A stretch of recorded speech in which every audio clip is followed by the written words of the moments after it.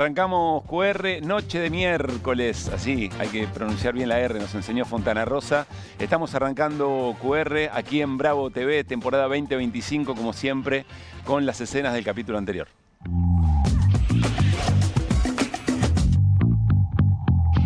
Jorge Carrera, ex vicepresidente del Banco Central. El ministro y el presidente anticiparon demasiado rápido que está cerrado el acuerdo. Yo creo que ya está arreglado una gran parte, pero faltan las dudas más importantes que podemos tener. Uno, el monto que se va a desembolsar, cómo se va a desembolsar ese monto. Por el otro lado, es la disponibilidad de esto para hacer qué. Agustín Laje es uno de los teóricos de Milei, es el presidente de la Fundación Faro.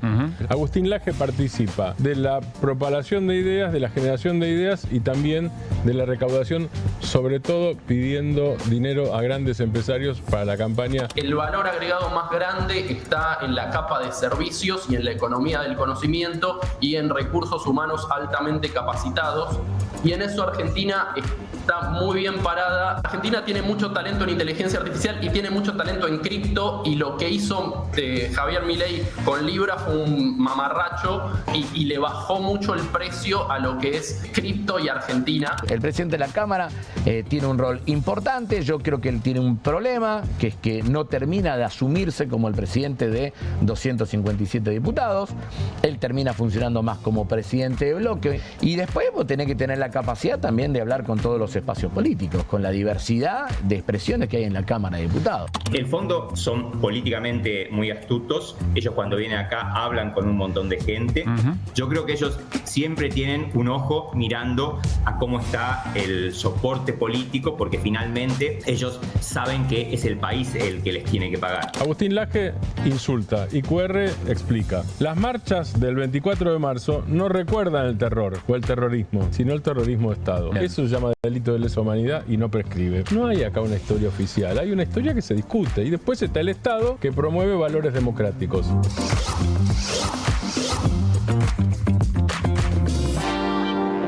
Estaba pensando en esta jornada, qué hermoso momento va a ser cuando vuelvan a levantar el monumento Osvaldo Bayer. Va a ser un momento extraordinario y va a ser más hermoso todavía. Ese monumento otra vez allí, en ese lugar, en la entrada de Río Gallegos y en muchos otros lugares donde seguramente se va a replicar. Porque parece estar trabajando como boomerang para el gobierno la ofensa contra algunos valores de nuestra propia identidad y sobre todo respecto a algunas figuras. Le pegan a un monumento porque evidentemente la idea les duele. Y lo que hacen al tratar de voltear un monumento y horadar en todo caso la memoria y las ideas de Osvaldo Bayer es realzar efectivamente su figura. Hoy se habló de Osvaldo Bayer en todos lados. Contaban un librero que hubo demandas en la jornada de hoy del libro La Patagonia Rebelde. Ojalá se agoten en todos lados. Pero me quedé pensando en eso, qué lindo momento va a ser cuando vuelvan a hacerse homenajes y cuando efectivamente se vuelvan a levantar monumentos por y sobre las ideas de Osvaldo Bayer. Me quedé enganchado también con la recomendación que hace. Miren lo que ocurrió en el pase. Juan Di Natale dice, che, se viene hablando de La Patagonia Rebelde, pero Severino y Giovanni también quiero recomendarlo como libro. Bueno, esta era una agenda que no estaba.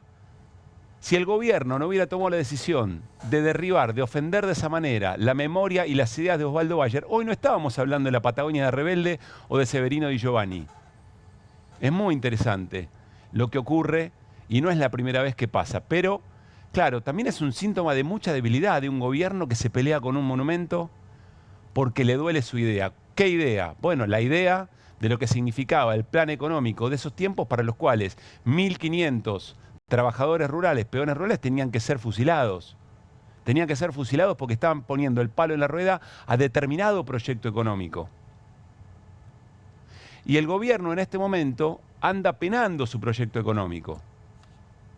En un ratito vamos a compartir un trabajo de Indisciplinados sobre Osvaldo Bayer, ya no más el video de la pala mecánica volteando el monumento, sino, miren, la recuperación de la imagen de todo lo que significan las ideas de Osvaldo Bayer. Un documento extraordinario, además con un reflejo espectacular del grupo de indisciplinados que, insisto, después lo vamos a recuperar. Pero claro, les decía, un momento de debilidad. Confiesa debilidad el gobierno porque hoy otra vez su plan económico empieza a dar muestras de rueda baja, de pinchar, como decía Cristina Fernández de Kirchner. Miren uno de los títulos del portal de editorial Perfil, del diario Perfil. El Banco Central vendió dólares por 8ª vez al hilo y las reservas tocaron un mínimo en más de un año.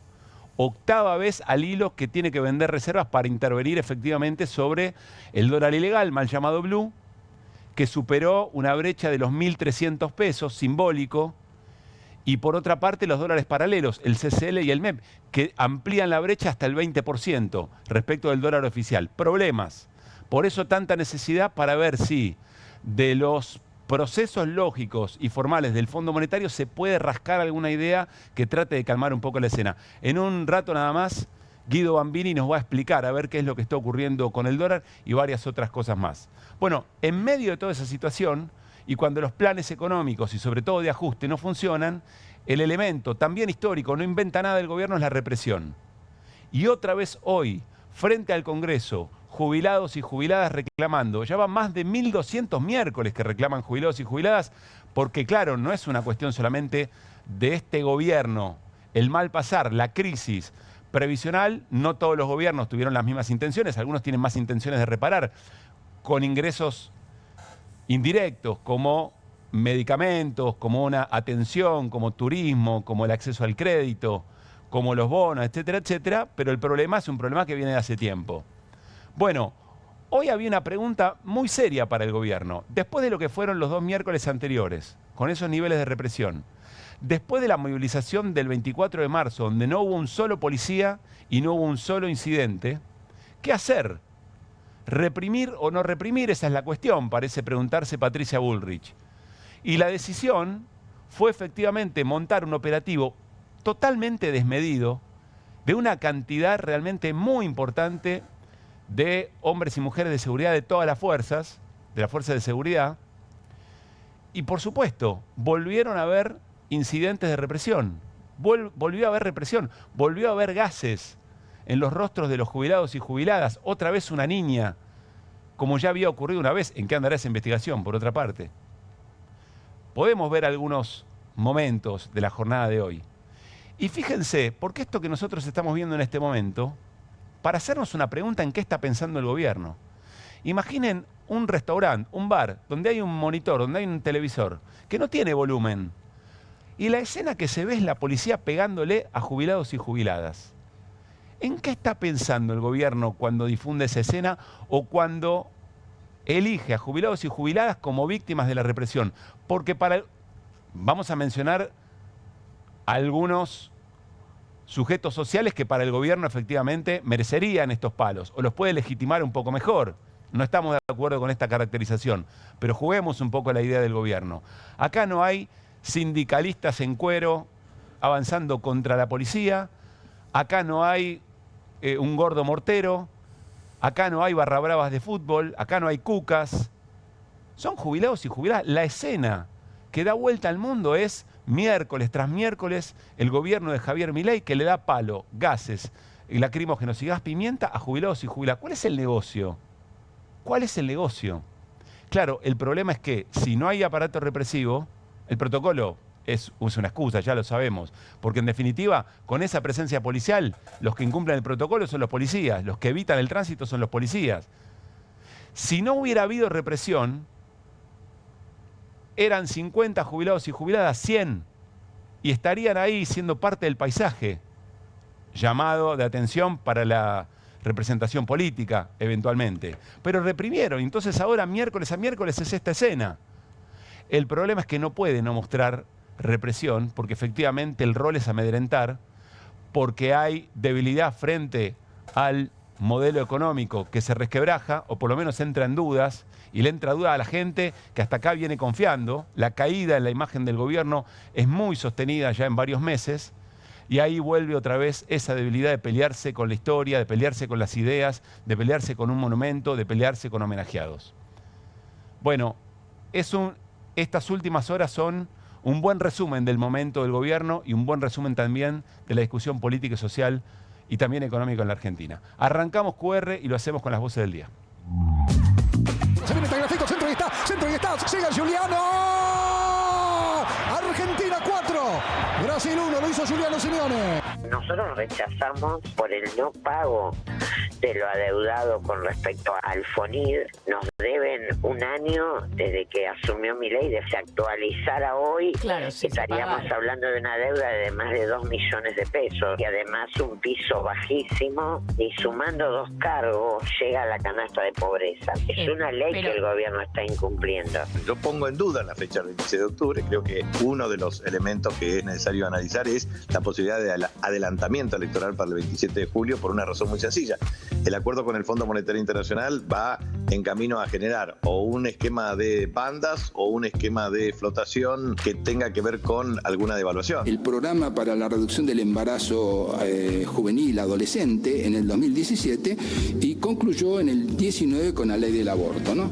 Finalmente la inserción laboral de la mujer parecería un éxito y en realidad creo que es un fracaso. Nos robaron 750.000 millones de pesos el año pasado. Era plata para los y las bonaerenses para que estén más seguros. Eso se llevó al gobierno nacional y eso es lo que estamos denunciando. Turma do Supremo Tribunal Federal acaba de tornar réus o ex-presidente Jair Bolsonaro. Agora, então, eles vão responder a uma ação penal pelos crimes de golpe de Estado. A mi padre lo censuraron en vida, le quemaron los libros, sufrió el exilio, estuvo en cárceles, pero jamás se hubiera imaginado una topadora que pretende borrar su nombre.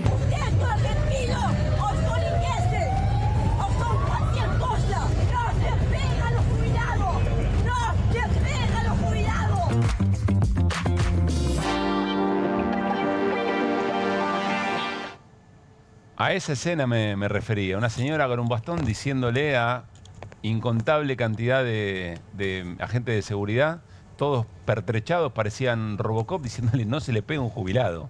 Y esa es la imagen que recorre el mundo y esa es la imagen que recorre también en la valoración de sectores que quizá votaron a este gobierno o quizá no, pero estaban muy disgustados con todo lo que había ocurrido con las experiencias anteriores, con el gobierno anterior, pero sin embargo esto es lo que va cristalizando.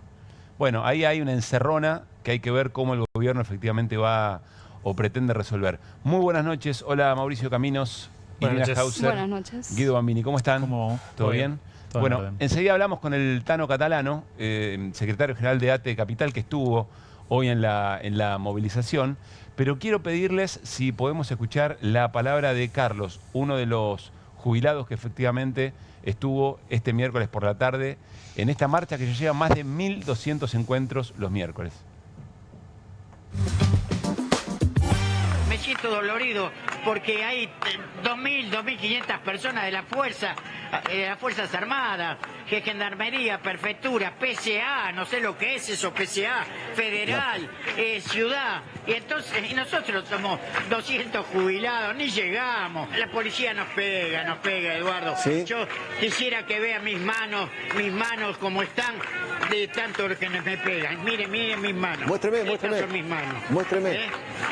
Ahí está, estas son mis manos. Estas todas mis manos, estos son todos golpes de la policía, Eduardo.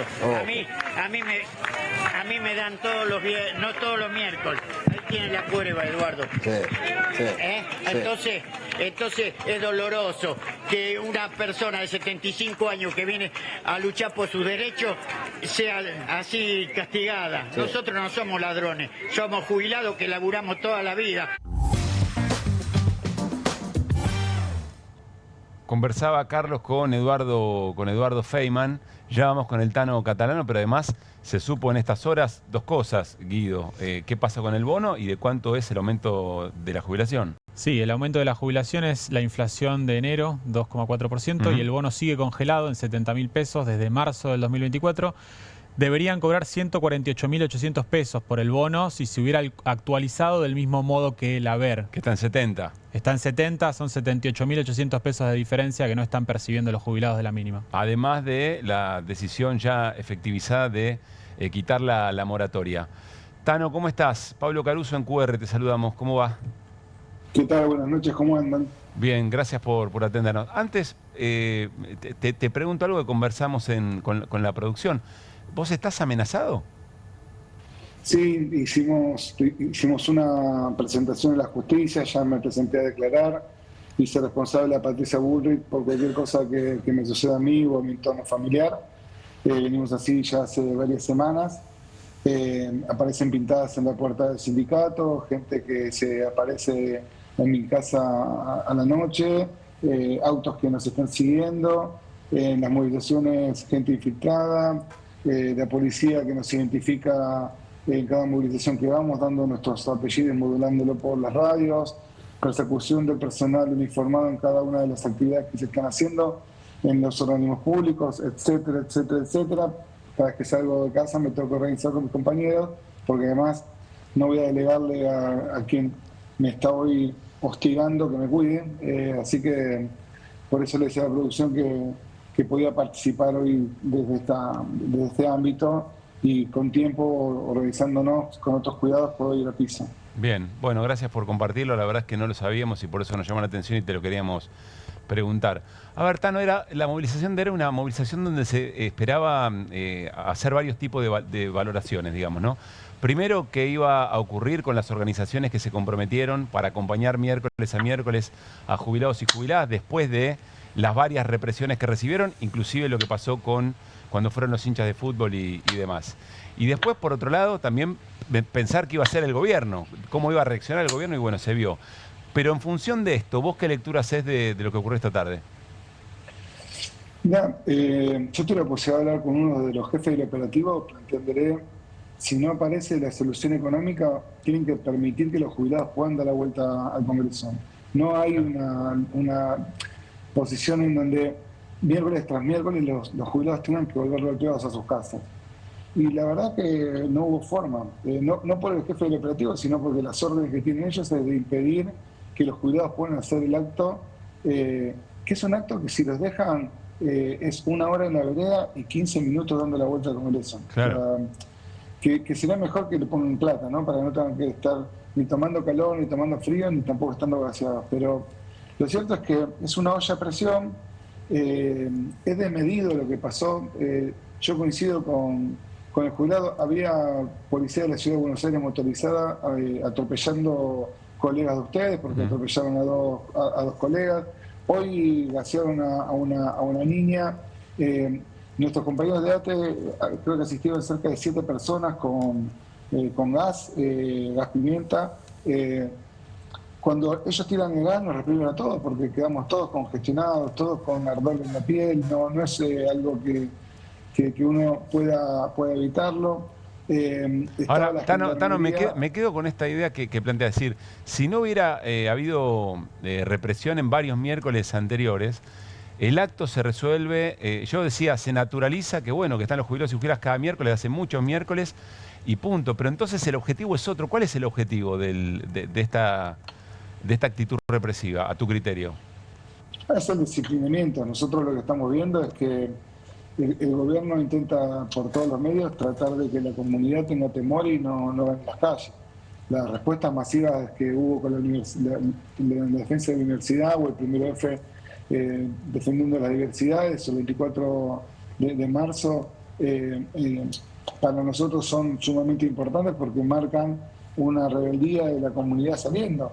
Pero también es cierto que el día que nos movilizamos con los jubilados, en las estaciones de trenes, se amenazaba a la comunidad para que no participen, se generó todo un marco de mucho temor, mucha tensión, se hizo correr públicamente que quizás había un estado de sitio, se hablaba de un intento de golpe de Estado, no sé, la verdad que es como muy inexplicable, salvo el pensar que está fallando el modelo económico que ellos tienen, la comunidad está divorciándose, sus votantes se están divorciando del gobierno, y para sostenerse van a tener que meter mucho garrote, no van a tener otra.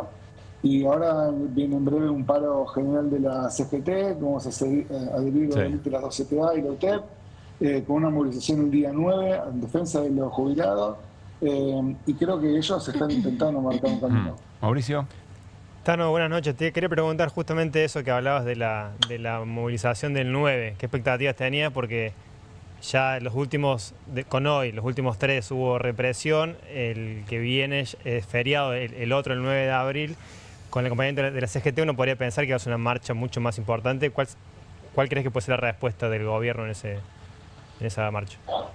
Y antes nos queda la marcha del miércoles de la semana que viene con los jubilados, ¿no? O sea, Perdón, por el feriado se hace, no es el feriado de... Sí, no lo paran por el feriado. No, se hace igual.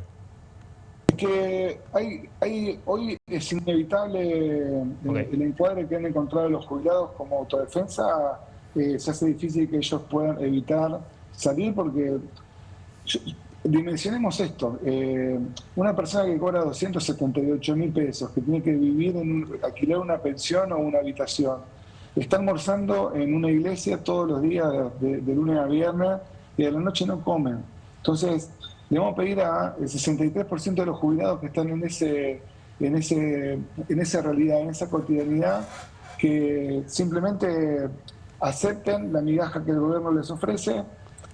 Es como muy cruel, es muy injusto. De verdad, tenemos que asimilar que no debería haber un descanso hasta que ellos puedan tener la posibilidad de organizar su vida con 2 comidas diarias, comprar sus medicamentos, poder pagar su alquiler, poder pagar sus servicios. Son nuestros viejos, o sea, son nuestros padres, son nuestros abuelos, que toda su vida hicieron lo mejor para que este país salga adelante, para cuidarnos a todos y todas, y que hoy tengan que estar en un lugar de tanto sometimiento por parte del aparato represivo de Javier Milei y Patricia Bullrich es realmente injusto. Bien. Y la movilización del 9 es cerca, pero lejos. Entonces hay que estar con los jubilados hasta que podamos encontrar esa gran articulación y esa espalda que da hoy la Confederación de General de Trabajo el día 9 ganando las calles. Tano, gracias como siempre. Un abrazo grande. Un abrazo a ustedes, hasta luego. Daniel Catalano, secretario general de ATE Capital. Enseguida hablamos del dólar. ¿Qué pasó hoy con el dólar? Con los dólares paralelos, con el ilegal. Mirá, Jorge se está moviendo, 1.310 el precio del ilegal, del mal llamado Blue. Enseguida lo hablamos con Guido Bambini.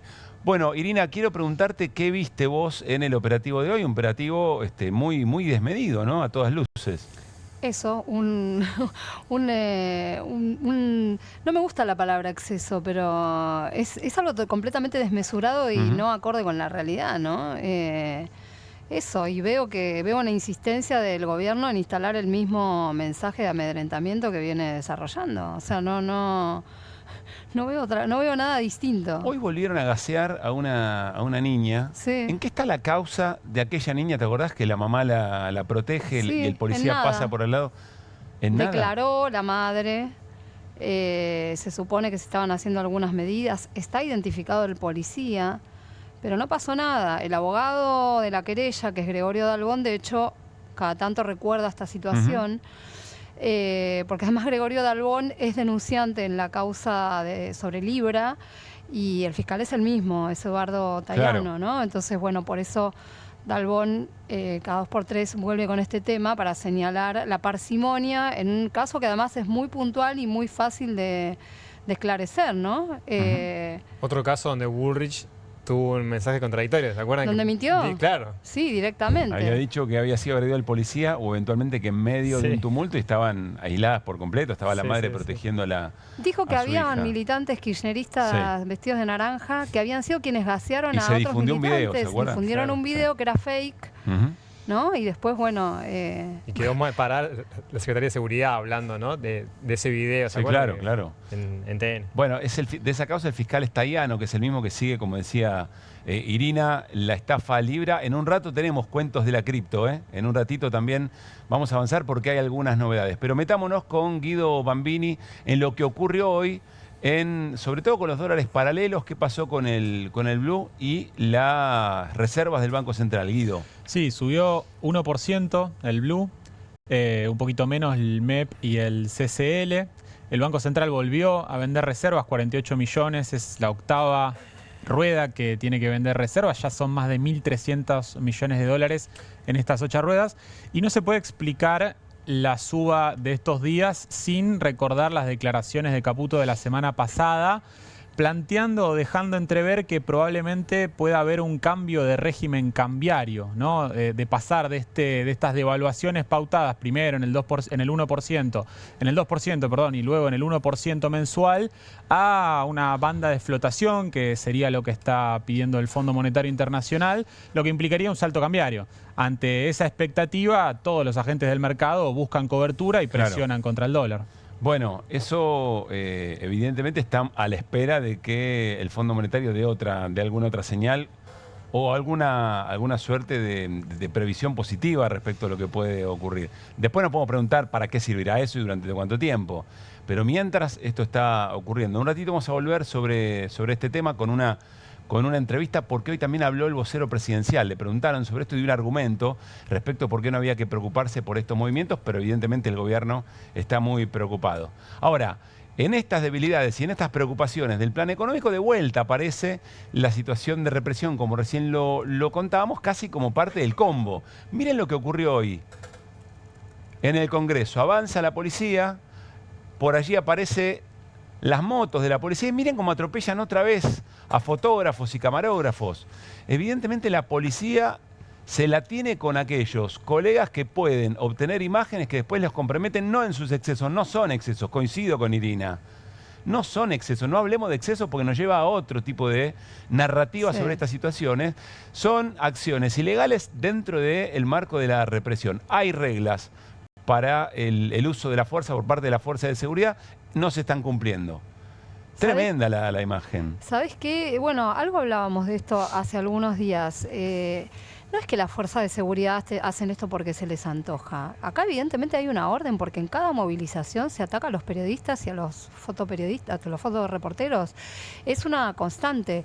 Y además, bueno, ya lo hacía la gestión de Patricia Bullrich durante el gobierno de Mauricio Macri. Ahora han redoblado esta ofensiva, ¿no? Es muy claro que el ataque está dirigido a quienes pueden tomar registro, tanto desde el lado del periodismo como ciudadanos o ciudadanas que están participando, con el celular, claro, que están tratando de registrar con el celular y van y los muelen a palos a ellos también. Esto también sucede en cada una de las movilizaciones y esto, como bien decís, es absolutamente ilegal porque es algo que está yendo contra, bueno, parece una obviedad tener que decirlo, pero claro, es el derecho a la libre expresión, a la protesta, a manifestarse y además la verdad es que tomar registro de esas situaciones ilegales es justamente lo que permite después que pueda haber una responsabilidad sobre los hechos. Bueno, por esa razón se producen estos ataques. Veamos nuevamente la imagen. Probablemente quede en nada esta situación, pero miren ahí, en ese mismo momento está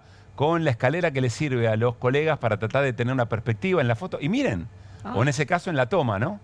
Tiene la cámara en la mano. Ahí hay una decisión del policía.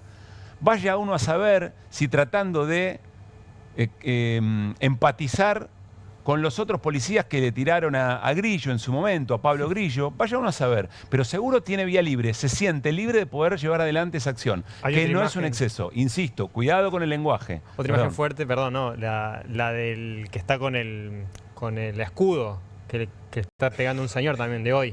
Sí. O sea, otra imagen fuerte, digo, o sea, vas a estar con el escudo pegándole, hay como, hay como un deseo de violencia, ¿no? Ahora, Irina, ¿qué pasó con la jueza Andrade? Recordemos, la jueza Andrade es la jueza que liberó a los detenidos de la movilización donde fueron hinchas de fútbol. Después ordenó la captura de 2 personas porque siguió investigando. Pero ¿qué pasó con la jueza en estas horas? Bueno, la jueza tenía las actuaciones originales sobre la situación de Beatriz Blanco, la jubilada que fue golpeada por un policía. Bueno, estaba esa causa, como también estaba la de Pablo Grillo, en la justicia de la Ciudad de Buenos Aires.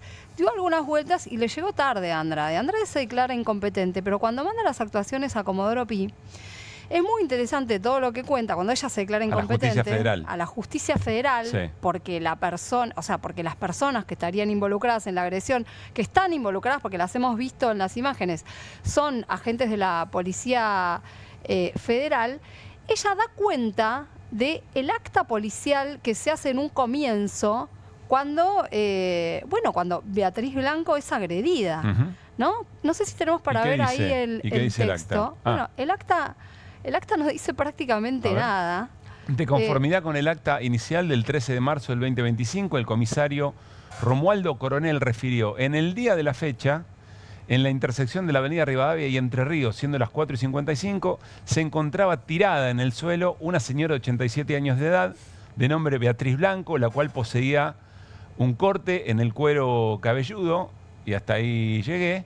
Es así que se solicitó la ambulancia del SAME. Según la mentada acta, la consulta al auxiliar fiscal se efectuó a las 18:39. 2 horas después, te das cuenta, ¿no? Sí. ¿Y en el medio qué pasó? Bueno, pero vos te das cuenta que no dice nada sobre lo sucedido. Una de las cosas que dice la jueza Andrade en esta resolución, que es interesante que la remarca, es que la policía tiene la obligación, por las normas procesales, de, ante los hechos que suceden en flagrancia, ¿no? Así como se jactan de detener gente en flagrancia, esto es un hecho en flagrancia, ¿no? Bueno, tiene la obligación de tratar de identificar al responsable, de juntar las pruebas, de conseguir testigos, y nada de esto está volcado en el acta policial, ni tampoco en la de otro jefe que estaba presente en el lugar, ¿no? Entonces, bueno, la jueza no lo dice en estos términos, pero yo te lo voy a traducir. Dicho de esta manera, quien reciba esta causa con toda esta explicación debería, además de investigar a las personas y de identificar a las personas que agredieron a Beatriz Blanco y a los responsables del operativo, y como pide ella, a Patricia Bullrich, ¿qué pasó acá? ¿Hubo una suerte de encubrimiento? ¿Cómo se lo puede llamar a esto, no? Porque es algo que estaba a la vista de todo el mundo. Recordemos cuál era el argumento de la propia Patricia Bullrich, que decía: no, la señora Beatriz le dio, no sé cuánto, la jubilada le dio 10 bastonazos al policía, y el policía se defendió, y entonces ahí se produce la caída de bueno, Beatriz. Otra mentira de Patricia Bullrich, porque también estaba... Pero además, Irina, si un policía no está preparado para saber contener una situación de alguien que le pega, de una jubilada que le pega 10 bastonazos, y todo termina en que cae al piso, se golpea la cabeza, y el policía se raja, tenemos muchos problemas. Bueno, los tenemos verdaderamente, y están reflejados en esto que estamos mostrando, entre otras tantas cosas. Hay algo más que dice que revela esta resolución. Nos vamos enterando de estas cosas a través de estas resoluciones que, bueno, reflejan lo que contienen las actas policiales y otros documentos policiales. Hay una declaración del jefe de servicio de la Comisaría de Intervenciones Judiciales que relata que la orden que tienen ese día de servicio, la orden que es la número 659, tenía un nombre. ¿Sabes cómo se llamaba? ¿Cómo? Porque hay que ser muy cagón para no defender a los jubilados. ¿La frase de Diego Armando Maradona? Exactamente. ¿Ese es el nombre que le ponen a la orden policial? A la orden para reprimir. Claro. Es impresionante. Es tremendo lo que cuenta. Yo pensé que era broma cuando lo leí. O sea, dije, no, esto es debe haber malentendido. Y no. Es como el código interno. Mira, ahí lo estamos viendo porque está en la resolución de incompetencia de la jueza Andrade. Está reflejado ahí. Podés leerlo con tus propios ojos. Se implantó en las inmediaciones del Congreso de la Nación la orden de servicio, y ahí está el número, identificada porque hay que ser muy cagón para no defender a los jubilados. Así denominaron a la orden de represión, a la orden del operativo. Sí, señor. Para con policía. Pero es muy fuerte, no, Irina. Sí, es muy fuerte, pero te refleja... Yo percibo como un goce en la acción. Exactamente. Es parte del cinismo permanente con el que están actuando, ¿no? ¿Qué creen? ¿Que nadie va a acceder a ver estos papeles en algún momento? ¿O que se van a hacer todos los tontos? Pero quiero entender bien esto. ¿A qué se refiere con la orden? ¿Qué es la orden? Y lo que dice ahí son las instrucciones del operativo que estaba desplegado en las inmediaciones del Congreso. O sea, los policías... Es una orden interna. La llaman de distinta manera para saber qué tipo de operativo tienen que llevar adelante. Exactamente. Y se llamaba con la frase de Maradona: hay que ser muy cagón. Sí, es una burla. Sí, ¿Es una burla total? Es una burla total. Yo no conocía. Porque además esta es la frase que se reprodujo todos estos días en defensa de los jubilados y las jubiladas en forma permanente.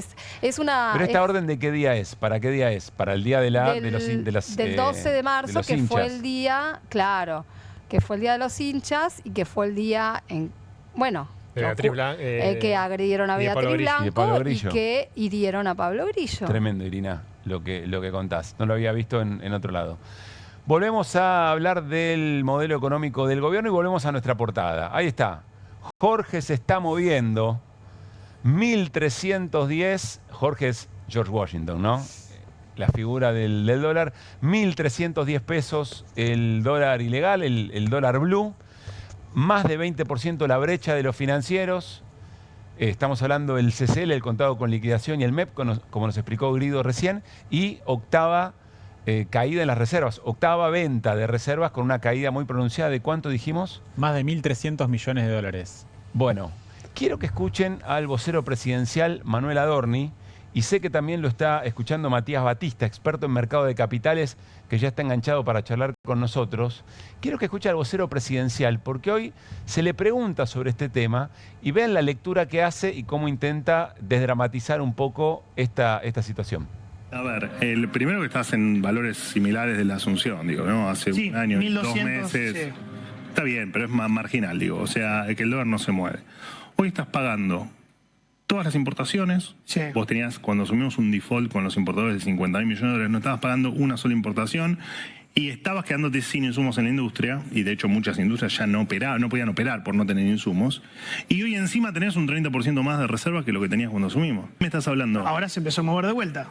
30, ¿tu problema son 50 pesos del dólar? ¿En serio me decís? Siempre que sube el dólar yo me preocupo. Y vos también siempre que sube el dólar, hay muchos que dicen, hay una corrida contra el dólar. ¿No es una corrida? La corrida son... ¿En serio me hablas de una corrida con 50 pesos? Ok. No, vos decís que no es una corrida. ¿Está bien? Pero no. Yo no hace quiero un año, 3 meses que el dólar está en el mismo valor. Yo no quiero que... Bueno, yo entiendo, Guido, que lo que está diciendo Adorni es, esperá, tenemos los mismos problemas que teníamos cuando nosotros asumimos, pero ahora tenés las importaciones que se pagan, tenés otro tipo de accesos al dólar, etcétera, etcétera. Y por otra parte dice, 50 pesos te preocupa que suba el blue. Lo que no hay es un libre mercado. Hoy el Banco Central, está tirando el 20% de las exportaciones en el contado con liquidación, en los dólares paralelos. Sí. Sin ese 20%, yo no sé si esta demanda que está viendo estos días no hace que se dispare 100 pesos más, 150 pesos más. Lo mismo que el crawling peg, eso en el mercado oficial, para hablar del mercado oficial. Pero está fijando el burócrata de turno al precio del dólar. Matías Batista, ¿cómo te va? Insisto, analista, experto en mercado de capitales. Un gusto saludarte en esta temporada 25 de QR. ¿Cómo va? ¿Qué tal, Pablo, de equipo? Muy buen inicio de año en este nuevo ciclo y muchas nuevo gracias. Canal. A ver, lo escuchaste, Adorni. Te pregunta combinada. ¿En qué momento ves el plan económico del gobierno en estas materias, en estas áreas? ¿Y qué le contestarías vos o le hubieras repreguntado al vocero presidencial? Bien, yo le hubiera repreguntado lo siguiente. Él dice, no es corrida que el dólar se haya movido 50 pesos. No, la verdad que eso no es corrida. Ahora, que desde no el viernes pasado, el anterior, hayas vendido 474 millones de dólares un día, 56 el lunes 17, 215 el martes 18, 186 el martes 19, 77 el jueves 20, 196 el viernes 21, 109 el martes, y hoy se vendieron cerca de 48 millones de dólares. ¿Eso no es corrida? La corrida no solo es la nominalidad, cuánto aumenta el dólar. Esto es básico. ¿Cuántos dólares te están costando sostener la situación irreal? ¿Por qué? Porque, a ver, Pablo, llegó un momento en donde... Tenés más repregunta que el promedio de mis colegas, te quiero decir, que pueden hablar con el vocero. Se convierte en zapallo, ¿viste? En un momento se te convierte en zapallo la carroza. Y llegó las 12 de la noche, y si el FMI no baja con 20.000 palos, no podés sostener más el crawl al 1% y el ancla antiinflacionaria que es el tipo de cambio. Esto es una realidad, digamos. Ya el modelo, esta etapa del modelo se agotó. Cuando se agota, vas y todo lo que sabíamos que iba a ocurrir era que ibas a renegociar con el FMI, no que le ibas a pedir 10, 15, 20.000 palos. ¿Por qué le pedís 10, 15, 20.000 palos? Porque el modelo está agotado. Esta etapa del modelo está agotada y querés tirar hasta las elecciones para tener un resultado electoral positivo, y gastarás lo que tengas que gastar para cumplir con ese resultado electoral positivo. A ver, decís, para mí es fuerte lo que decís, Matías. Vos decís, esta etapa del modelo ya está agotado. Están en las primeras conversaciones quiero decir, las primeras formalidades de de tratamiento por parte del fondo del acuerdo. ¿Hay tiempo o no hay tiempo? ¿Qué imaginás que pase en los próximos días? ¿Esto mismo que viene ocurriendo y que vos acabas de narrar con tanto detalle? Esta dinámica es una dinámica instalada en expectativas, porque en economía hay algo muy delicado. Cuando las expectativas son favorables, el Banco Central compra, el Banco Central compra, el Banco Central compra, y nosotros decíamos, cuidado porque está comprando las obligaciones negociables que emiten las empresas argentinas, las venden, las compra el Banco Central a los dólares que obtienen de esas obligaciones negociables y se ponen en tasa para hacer bicicleta financiera. ¿Qué es eso? Expectativa de que el gobierno va a poder sostener el CROL al 1%, de que el plan que el gobierno viene sistemáticamente sosteniendo desde hace mucho tiempo, contra todas las discusiones de los economistas, tratando de conochantas, tratando de cualquier cosa, al resto de los economistas que no piensan como ellos, el mercado creía que se iba a sostener. Ahora un día la historia se da vuelta y el mercado da vuelta a las expectativas y te empieza a volar el dólar futuro, te empieza a tensionar las licitaciones del Tesoro, mañana tenés que colocar sí o sí bonos dólar link porque si no te va a fracasar la licitación del Tesoro. Explícame eso un poco mejor. ¿Qué es lo del dólar link y qué es lo que va a pasar en los próximos días? Claro, mañana hay una licitación de 9.2 billones de pesos que vencen y que el gobierno tiene que renovar. Sí. Para renovar o le das más tasa, si le das tasas en pesos, o le vas a dar un bono nuevo que es un bono dólar link, o sea, un seguro contra devaluación. Entonces mañana seguramente va a ser la estrella de la licitación, el seguro contra devaluación, que es el bono dólar link. Mientras todo esto pasa, los tiempos del gobierno son distintos a los tiempos del FMI. Claro. El FMI tiene su tiempo político, el FMI, mediados de abril, se tiene que reunir el BOAR, tiene que tomar la decisión, tienen que lograr el consenso político adentro del FMI para ver cuánto le dan, en la forma en la que se lo dan y qué condiciones le van a pedir. A ver, ¿vas a acumular reservas o no? Porque este modelo así como está, no acumula reservas. Y lo grave de eso es que hace 8 meses consecutivos que tenés la balanza de cuenta corriente en negativo, negativo, negativo, negativo. Y si vos encima ahora le sumás que en vez de comprar reservas estás vendiendo todo el tiempo, bueno, ¿cuánto más podés aguantar? Claro. Guido. Sí, ¿cómo estás, Matías? Guido Bambini te saluda. Te hago una pregunta. En esta dinámica tan compleja para el gobierno que planteás y para las reservas del Banco Central, ¿cómo evaluás en términos del contexto internacional el 2 de abril, ¿no? El día D en el que Donald Trump y Estados Unidos plantearía una reciprocidad en términos de los aranceles de importación con respecto al resto de los países? ¿Cómo le puede pegar eso a Estados Unidos, a la tasa de Estados Unidos, a la actividad de Estados Unidos? ¿Y cómo puede reverberar eso en Argentina? Y si puede generar alguna duda en términos del FMI y de que se apruebe efectivamente en tiempo y forma el préstamo, el nuevo préstamo. Arranco por el final, muy buena la pregunta. Arranco por el final. Primero, creo que no le puede llegar a impactar mucho en lo que es el acuerdo con el FMI. Me parece que el acuerdo ya está lanzado.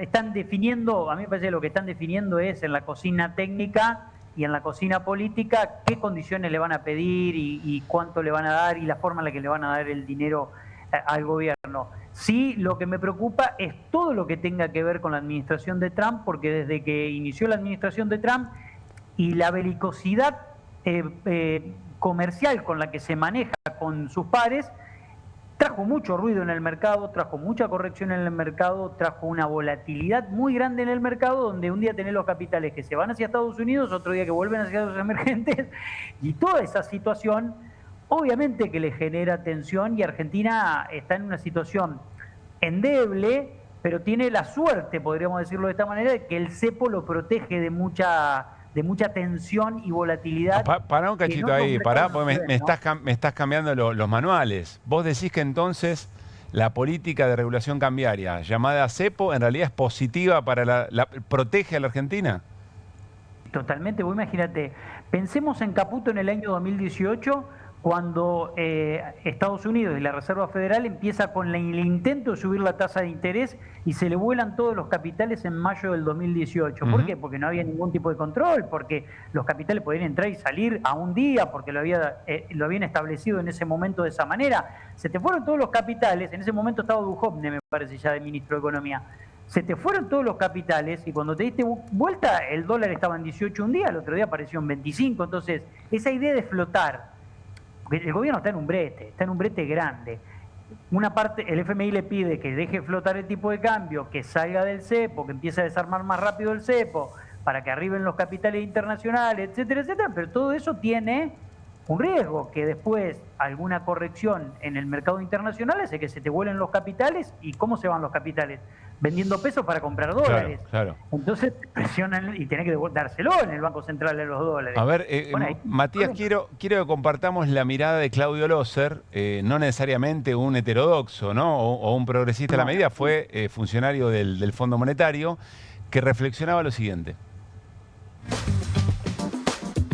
En términos de condiciones del programa macroeconómico, yo no creo que haya ningún misterio en la parte fiscal, en la parte monetaria. Me refiero más bien al hecho que la plata que le va a dar el fondo no es para gastar para mantener el dólar chato, es para fortalecer las reservas. Digamos, los dueños de la cooperativa del fondo, los 190 países que le están prestando a la Argentina, no quieren que se gaste todo, dado que Argentina es el gran deudor del Fondo Monetario.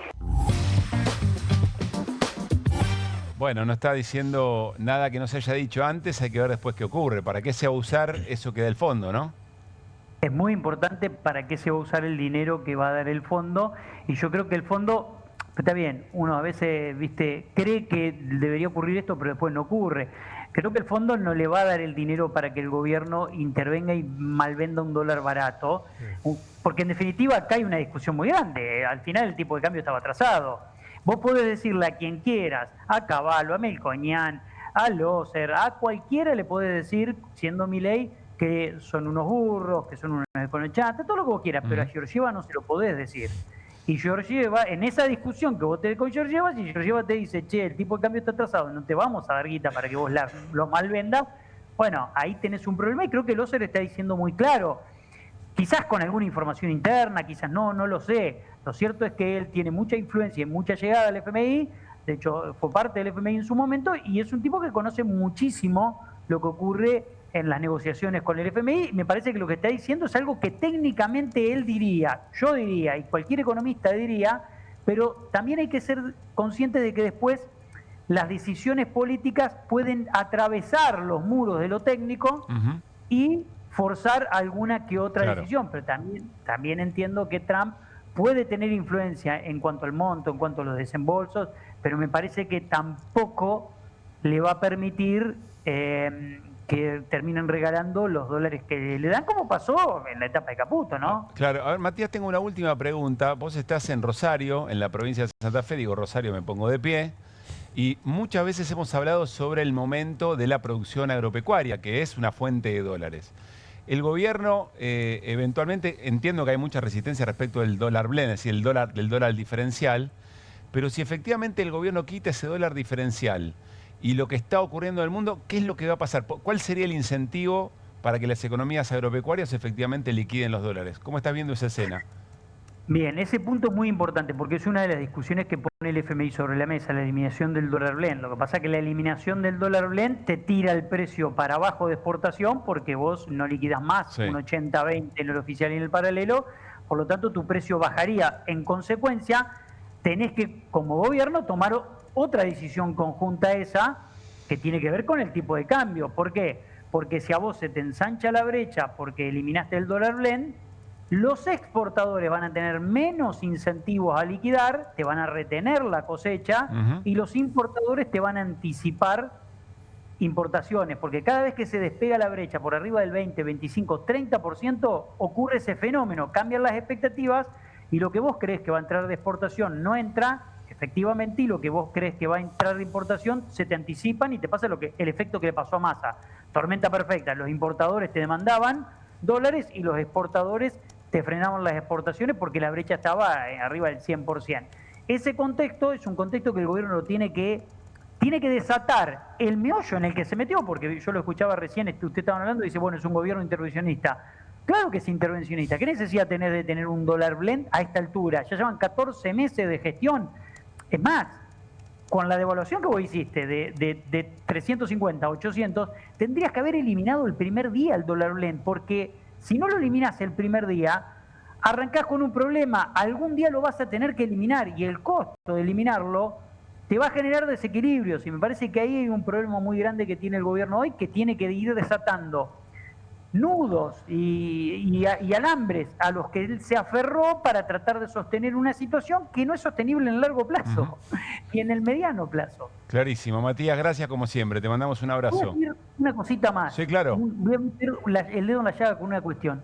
Yo creo que lo que dijo Caputo el martes pasado no fue casual. A ver, ¿a qué te referís a la entrevista? A la entrevista.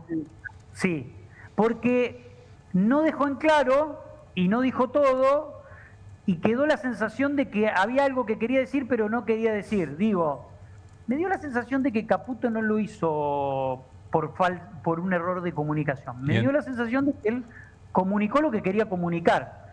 No está claro lo que va a ocurrir, no podía decir que no está claro lo que va a ocurrir, no podía decir que le están imponiendo una devaluación, pero no lo negó ni lo afirmó para que también todos tengan margen para tomar las decisiones que quieren tomar. O sea, vos estás diciendo que mandó un mensaje entre líneas para que se reposicionen los amigos de Caputo. Obviamente. Yo leo eso en el trasfondo de la movida, pero bueno, digamos, el ministro de Economía no puede decir en privado ni en otro lugar lo que por ahí puede decir, dejar trascender en una entrevista, no diciendo mucho y diciendo algo. Matías, muchas gracias, un abrazo grande. Un abrazo. Que estés muy bien. Me quedo con dos frases de hoy. Que la orden para la represión en la marcha de los jubilados de los hinchas se haya llamado, hay que ser muy... La orden de la policía, lo contó Irina hace un rato. Hay que ser muy cagón para no defender a los jubilados. Y ahora podríamos decir que la orden de Caputo en ese mensaje oculto para los que sepan leer, que dice Matías Colombati, era a los botes. A los botes se llamaba la orden, solo para los entendidos. Bueno, esta hipótesis, lo otro confirmado. Nos vamos a meter en las elecciones en la Ciudad de Buenos Aires. Miren, yo no sé cómo explicarles lo que está ocurriendo en la Ciudad de Buenos Aires. El próximo sábado, creo que faltan 72 horas, el último minuto del próximo sábado, se tienen que cerrar las listas. Presentan los partidos y las alianzas de listas con los nombres propios. Casi, me dice Juancito, el productor, perdón, Julián, me dice casi una suerte de mercado de pases. Claro. Bueno, hay dos equipos que no encuentran nombre propio para poner en la lista. Estamos hablando de La Libertad Avanza, ni más ni menos, y estamos hablando del PRO. ¿Por qué esta situación, Mauricio? Uno podría decir que dos equipos finalistas, ¿no? Ponele, hay que ver. O candidatos a ganar el torneo, podríamos decir. De los que a priori se juegan cosas, digamos. Hay un rompecabezas con las fichas todavía en el aire. Es verdad, como vos decís, el sábado se cierra la lista, a las 12 se convierten todos en zapallo, ¿no? En calabaza. Sí. Entonces, de acá hasta el sábado de noche puede pasar varias cosas. La principal es enterarnos finalmente cuál va a ser las cabezas de listas de los candidatos para la legislatura porteña. Arranquemos con el PRO, si querés, por ejemplo. No, pero quería decir justo que mencionábamos antes a Adorni, que lo mostrábamos. Sí. No es casual, digo, hablando de estos de las señales. ¿Por qué Adorni salió a hablar hoy? Arrancamos por La Libertad Avanza. O sea, ¿por qué? Porque Adorni es el que está capitaneando un poco las intenciones para ser el candidato de La Libertad Avanza en la Ciudad de Buenos Aires. Me dicen que él no quiere, está atornillado al puesto de vocero. ¿No quiere él o no quiere Karina? No, no quiere él. Él no quiere. No quisiera él, sí. Ajá. Y él un poco que disfruta, si uno ve las conferencias de prensa en la Casa Rosada, como disfruta, es como ese tono jocoso, un poco que basurea a veces a los periodistas. Sí, igual más que el goce hay un rol estratégico que evidentemente Adorni cumple. Lo hace bien. Y un vínculo muy cercano con Karina. A ver, creo que en la entrevista, no sé si tenemos el tape, pero él dice que ya lo buscamos. Ahora lo vamos está dispuesto a ser candidato, o digamos, a lo que le pidan, ¿no? O sea, es un soldado, podríamos decir. Es decir, estoy para jugar en el puesto que necesite el equipo. Hoy trascendió también que podría ser no una candidatura testimonial, como si recordamos pasó en la época de Néstor Kirchner, ¿no? Ya está, me parece, ¿no? Eso ya igual La Libertad Avanza podría ser, digo, ya casi no sorprende nada, ¿no? Pues sí, que podría tener práctica de casta. Sí, yo creo que, digo, no debería. Ha hecho otras cosas similares, digo, al peronismo que critica, ¿no? O a la casta que critica. Pero lo que trascendió hoy es que podría ser con los dos roles, legislador y vocero. No dejar de ser vocero, que quizás es un rol que también le sirve al gobierno para esto, para marcar agenda, para llevar la batalla cultural y ser también legislador porteño. Digo, va, vota. A ver, entonces, lo que infiero de lo que estás contando es que hay una posibilidad concreta de que frente a muchos rechazos o muchas ideas que se han caído, Adorni finalmente acepte. Sí, podríamos preguntarnos quién otro podría ser. ¿Quién otro podría ser? De la Libertad Avanza. Entonces es difícil. O sea, Patricia Bullrich, en realidad Patricia Bullrich quiere jugar para la Nacional. Sí, podría ser también una posibilidad. También hubo un run hoy, un poco teñido de, si querés, como decimos en el periodismo, de operación, ¿no? Ahí la verdad que no es fuente, es más, si querés intuición, me parece que no. Patricia Bullrich no sería para un cargo en la legislatura porteña. Entonces, en el rompecabezas del mapa porteño, primera ficha, si querés, la Libertad Avanza, posiblemente Manuel Adorni. ¿Sí? A ver, vamos a escuchar de vuelta a Adorni. ¿Lo tenemos? Dos Adornis en el QR de hoy. En esto que dice Mauricio Caminos, a ver si lo escuchamos y en el fondo lo que entendemos es que está abriendo la posibilidad de aceptar la candidatura. ¿Pero no te gustaría ser candidato? No sé, qué sé yo. Yo acompaño a las ideas. Y dentro de las ideas es una posibilidad esa. Pero siempre fue una posibilidad. Candidato ahora, legislador porteño. Sí, a legisladora, senadora, lo que sea, digo. No descartás nada. No descarto nada. ¿Y te midieron? No sé, viste que Caputo mide a todo el mundo. Yo no estoy en la mesa política. Ni me interesa estarlo, ni nunca lo estaré, incluso siendo candidato. No es parte de lo que me gusta estar en las mesas políticas. Bueno, ahí estaba Manuel Adorni, como dice Mauricio, dice yo voy a jugar donde tenga que jugar eventualmente. Donde el jefe decía, ¿no? El jefe Karina Milei, que tiene en la capital federal a Pilar Ramírez, que es legisladora porteña, como su mano, ¿no? Derecha ahí en el territorio porteño. ¿Sí? Después, ficha, si querés, PRO, que es también un dilema, porque es el oficialismo porteño, ¿no? Bastión histórico del PRO de la Ciudad de Buenos Aires. Está en un dilema de los Macri, digo los Macri porque Jorge y Mauricio Macri. Suena mucho el nombre de María Eugenia Vidal, que es la jefa de campaña, pero entiendo que ella tiene algunas también tensiones internas que no quiere ella. Que no quiere ser. No quisiera ella. ¿Por qué no quieren? ¿Creen que van a perder? Bueno, ahí es un tema porque, claro, es una elección difícil. Entonces, si pierde el PRO, digo, el que sea candidato es la cara de la derrota, ¿no? Entonces,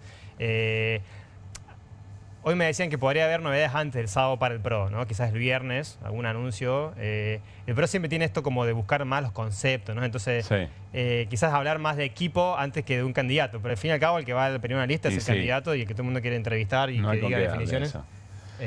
Después de María Eugenia Vidal, otra posibilidad, otro nombre, Fernán Quirós, el ministro de Salud, que ayer habló, ¿no? Sobre el olor a pis que siente Larreta.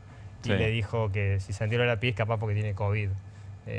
¿Dijo? Eso dijo Quirós. Mirá Quirós salió fuerte a jugar. Hay uno para entender por qué salió justo ahora Quirós. Digo, ya que estamos hablando de las especulaciones. Y, a ver, siempre hay que entender apariciones públicas de estas figuras políticas en estos tiempos así, tan frenéticos, cerca del cierre de lista, bueno, tienen una intención, ¿no? Facundo Nejamquis es director de Opina Argentina, analista también político, siempre un placer charlar con él. Facundo, Pablo Caruso y todo el equipo de QR, saludamos. ¿Cómo estás?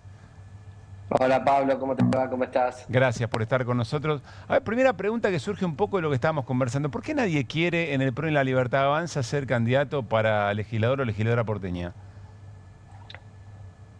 Bueno, a ver, son dos situaciones distintas, ¿no? A ver. El PRO me parece que está ante una situación muy particular que tiene que ver con ser el primer candidato al que le toque afrontar una elección en una condición de implosión del propio espacio y de aparición de un espacio que compite por el mismo segmento de votantes o por lo menos por una parte importante de su franja de votantes. A ver, lo traduzco. Juntos por el Cambio ya no existe más, va a existir un radicalismo, va a existir un Horacio Rodríguez Larreta y va a existir el PRO y además va a existir una coalición cívica. Es decir, lo que antes reunía 55, 50% de los votos, por lo menos va a estar fragmentado en 4. Claro.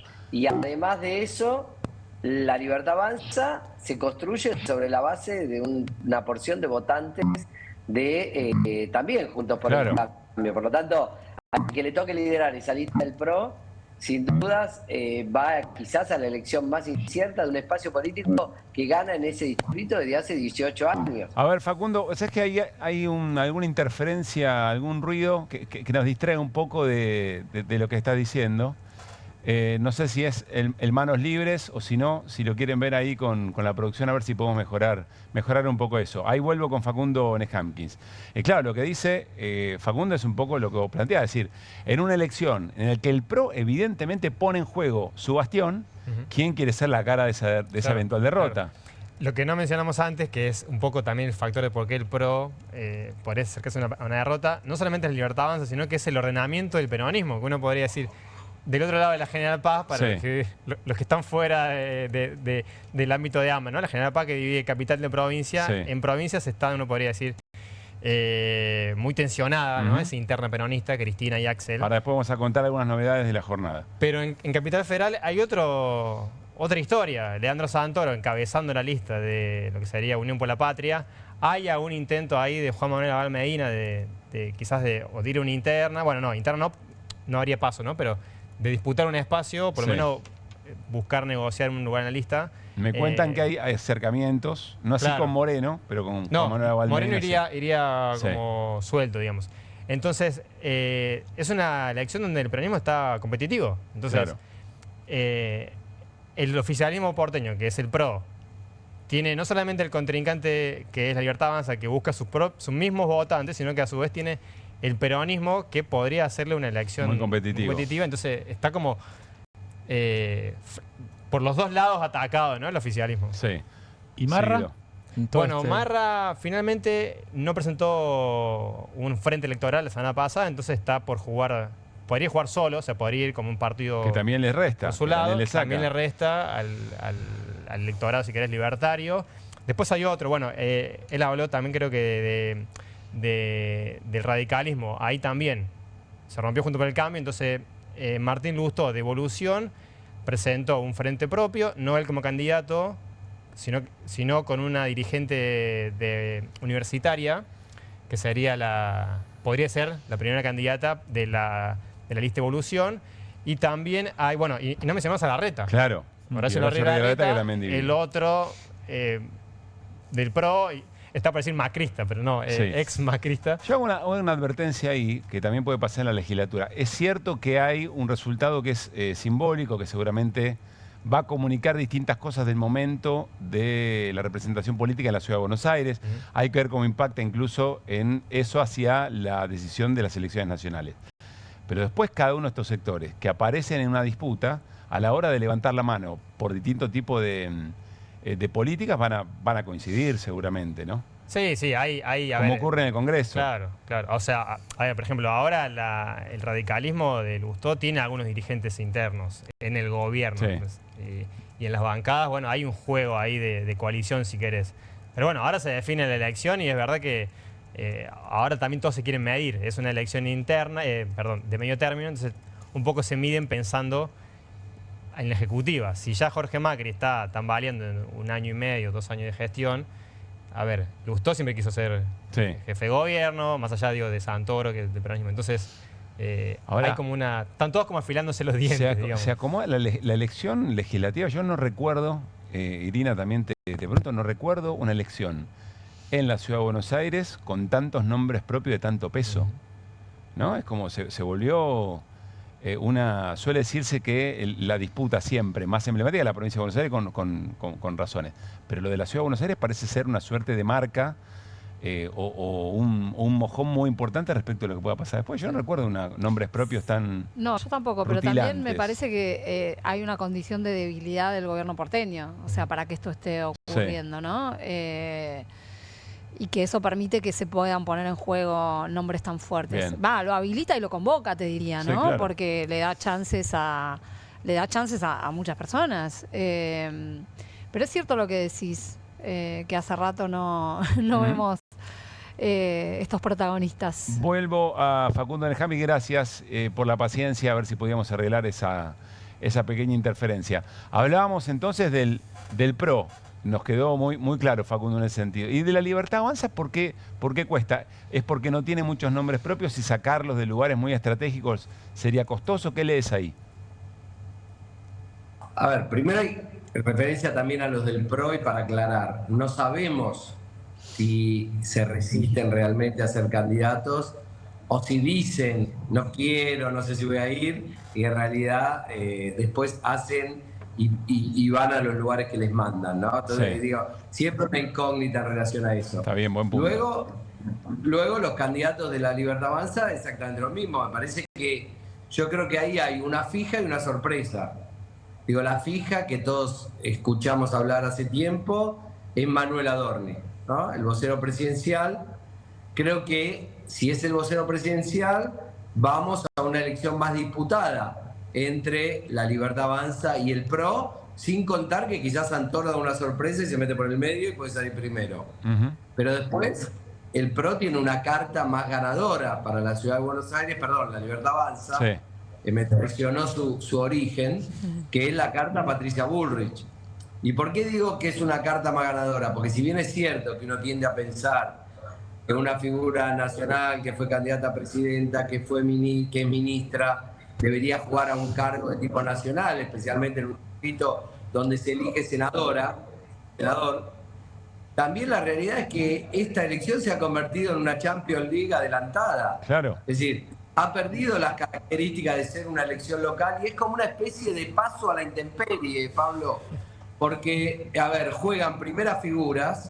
El peronismo pone a Santoro, juega un jefe de gobierno que fue 2 veces jefe de gobierno y que fue candidato a presidente.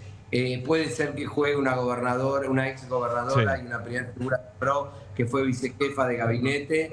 Si no juega el vocero presidencial, puede ser que juegue la ministra de Seguridad. Es decir, todos están poniendo toda la carne al asador porque esta elección de alguna manera impacta también en la elección nacional, especialmente en la relación entre el PRO y la Libertad Avanza. No es lo mismo la negociación que viene para adelante. Si la Libertad Avanza le gana al PRO en su distrito después de 18 años, que si el PRO le gana a la Libertad Avanza y le demuestra que es imprescindible para sostener su coalición de gobierno. Ahí solo hay montones de cosas en juego en relación al gobierno de Milei y a lo que viene para adelante.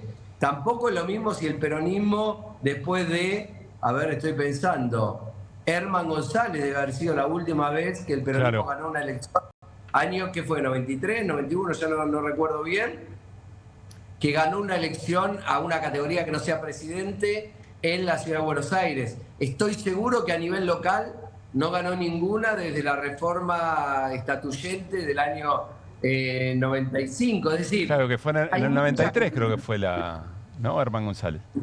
Lo de Herman González, pero después de que hay elecciones locales que fueron las estatuyentes del año 95 y después vinieron los legisladores locales, nunca más el peronismo ganó una elección en la Ciudad de Buenos Aires, salvo la categoría presidente con Menem en el 95 y creo que con Cristina en el 2011. Entonces, digamos, si el peronismo llegase a ganar la elección, aunque sea de carambola, digamos, porque el frente... Por la dispersión. Por lo que fuere, también sería una elección excepcional. Es decir, se ha convertido, yo le puse un chiste, el nombre del chiste, madrecita de todas las batallas, porque históricamente la provincia de Buenos Aires es la madre de todas las batallas, pero esta por su capacidad simbólica, me parece que puede ser un adelanto extraordinario de lo que puede pasar después en las elecciones nacionales de octubre, ¿no? Facundo, te llevo a lo nacional, bueno, de alguna manera sugería, ¿no? Con la idea de una paso nacional de estas legislaciones, de las elecciones porteñas. Pero te llevo a la consideración que tiene el presidente y el gobierno. Muchos colegas tuyos están dando una baja en la mirada positiva, de la valoración positiva de Milei. Quizá los números son distintos, pero lo que es interesante es ver la curva, que en casi todas las consultas aparece efectivamente a la baja. ¿Cómo estás viendo esto? Y te quiero preguntar específicamente por la decisión de ostentar represión que el gobierno viene mostrando. A ver, 3 puntos. Sí. Primero, nosotros registramos también, como el conjunto de nuestros colegas, una caída en la imagen presidencial de aproximadamente 6 puntos en el mes entre febrero y marzo. mes contra mes, como dicen con la inflación, mes contra mes. Corregime, 6 puntos de caída mes contra mes es fuerte, es una caída importante, ¿o no? Es una caída significativa. También de dónde a dónde, ¿no? Nosotros, en el caso nuestro, de 54 a 48. Entonces, siempre lo que yo señalo cuando, porque bueno, una cosa es la mirada del periodismo y otra cosa es la mirada de los encuestadores, claro, ¿no? Y está bien que así sea, cada uno tiene su enfoque. Ustedes tienen más el enfoque de la inmediatez, de la noticia. Una caída de 6 puntos es significativa. Sí, siempre y cuando después se sostenga en el tiempo, una de dos, o se haya constituido en un nuevo escalón. Sí. Es decir, que ahora más el presidente no es más un presidente de entre 50 y 55, sino es un presidente de entre 45 y 50, o que se haya convertido en el principio de una tendencia hacia la baja que no sabemos dónde termina. Sí. Entonces, para verificar estos dos supuestos, tenemos que esperar un tiempo. Bien. Por ahora, lo único que tenemos es una caída de 6 puntos que todos mis colegas se lo adjudican a una combinación de factores que tienen que ver con el Libra gay, el cripto gay, el discurso del Davos, el discurso del 1 de marzo con la posterior pelea entre el asesor presidencial y Facundo Manes, la entrevista, la designación de los jueces de la Corte por decreto, la entrevista donde el asesor presidencial lo corrige con Johnny Viale. Yo te voy a decir mi opinión. Sí. Nosotros registramos una caída desde el mes de enero en los índices de comparación de la situación actual en relación al pasado y de optimismo o esperanza respecto del futuro de aproximadamente entre 6 y 8 puntos en relación a los temas de índole económicos. Eso, o sea, eso es todo un dato. Yo digo, en la superficie, el cripto, divirtámonos con el cripto gay. Sí. No digo que no sea importante, que no sea relevante y que el presidente sea inocente de esas cuestiones. Simplemente lo que estoy diciendo, yo creo que es mucho más el daño que le hace al gobierno que en la sociedad se haya instalado un creciente pesimismo en relación al programa económico que los acontecimientos más vinculados a cuestiones institucionales como puede ser un acto de corrupción, claro, o la designación de la Corte por decreto. Y uno podría pensar, Facundo, uno podría pensar que incluso ese deterioro económico, esa percepción de un malestar económico, hagan que todas esas cosas, para vos un poco más superficiales, impacten de otra manera. Totalmente, totalmente. ¿A qué le adjudico yo ese cambio en las percepciones económicas? Sí. Fundamentalmente, uno, a una discusión al aire libre, acá en carne viva, entre actores que defienden este proceso económico, pero tienen una mirada diferente sobre hacia dónde va este proceso económico. Es decir, no se lo atribuyo a las diferencias entre, que puedo decirlo, Guzmán y Axel Kicillof con Javier Milei y Toto Caputo, sino a las diferencias entre Domingo Cavallo, Hernán Lacunza, Roberto Kachanowski. Es decir, ahí hay una fisura que involucra también actores del mundo empresarial que tienen un escepticismo respecto de la sustentabilidad del programa económico. Es decir, para vos la opinión de los econochantas le golpea o le hace un ruido a la mirada que tiene la gente del propio modelo, del momento económico. Sumado a una combinación de un dólar estable con una inflación creciente en dólares. Sí. Salario, es decir, salarial, un tema salarial, un problema de presupuesto familiar. Un tema de ingresos, es decir, vos ganás en dólares un poco más, pero los precios aumentan 2,5 puntos en dólares todos los meses. Claro. Y, digamos, llega un momento que la Argentina se hace muy cara en dólares, aunque los salarios en dólares se hayan recuperado un poco. Entiendo. Entonces, hay una cuestión de ingresos que afecta a la percepción respecto del presente y respecto del futuro.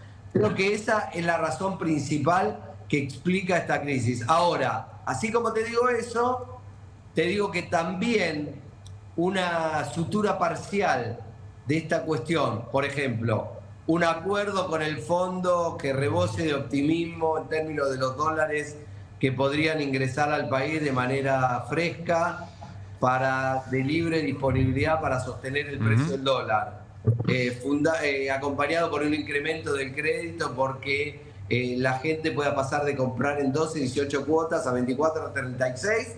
También podría cambiar de nuevo la percepción y hacer que la imagen del presidente se recupere, como pasó, ¿te acordás?, en julio, agosto, septiembre del año pasado. Año pasado. Lo que sí es cierto, Pablo, y con esto te cierro la idea, que el gobierno, por esta serie de acontecimientos que están en la superficie, que no por no ser de índole económico material dejan de ser relevantes, también es cierto que el gobierno está en otra fase en su relación con la opinión pública y con quienes se le oponen. Es decir, pasamos de un año en que el presidente era un domador de leones sin dientes, a los que acusaba a todos de casta y que todos le tenían miedo y que si te acusaba el presidente y te señalaba con el dedo, estaba fulminado, a una situación más de piña va, piña viene, donde el presidente te dice casta y vos le decís estafador. Entonces, esa situación es una nueva fase de la relación del gobierno con la opinión pública que no sabemos dónde puede desembocar en términos de imagen presidencial e incluso del resultado final que pueda tener el proceso electoral, ¿no? Mauricio. Sí, eso justo te iba a preguntar. Buenas noches, Facundo. Si la elección de octubre en este contexto le queda muy lejos o no al gobierno.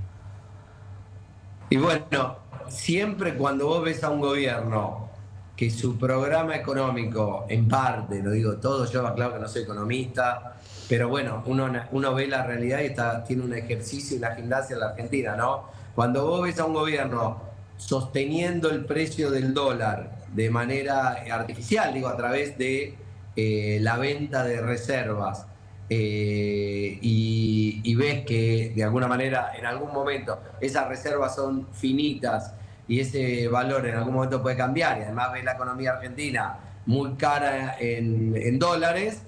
Bueno, obviamente, cuanto más lejos están las elecciones, uno piensa que más complejo puede ser para el gobierno. Ahora, lo que yo desconozco es el nivel de impacto que puede tener en esta situación el acuerdo con el fondo, qué cantidad de dólares de ese acuerdo van para reserva de libre disponibilidad y cuál va a ser el apoyo que el gobierno de Estados Unidos le dé finalmente a un gobierno que por lo menos en apariencia parece ser uno de sus principales aliados a nivel internacional. Es decir, el día que se anuncie ese acuerdo y que veamos los detalles, vamos a tener un panorama más completo de cuán lejos le quedan las elecciones al gobierno, pensando que es un gobierno que tiene en la estabilidad del dólar y en la baja de la inflación, aunque no sea completa, total ni definitiva, uno de los principales pilares de su legitimidad popular, ¿no?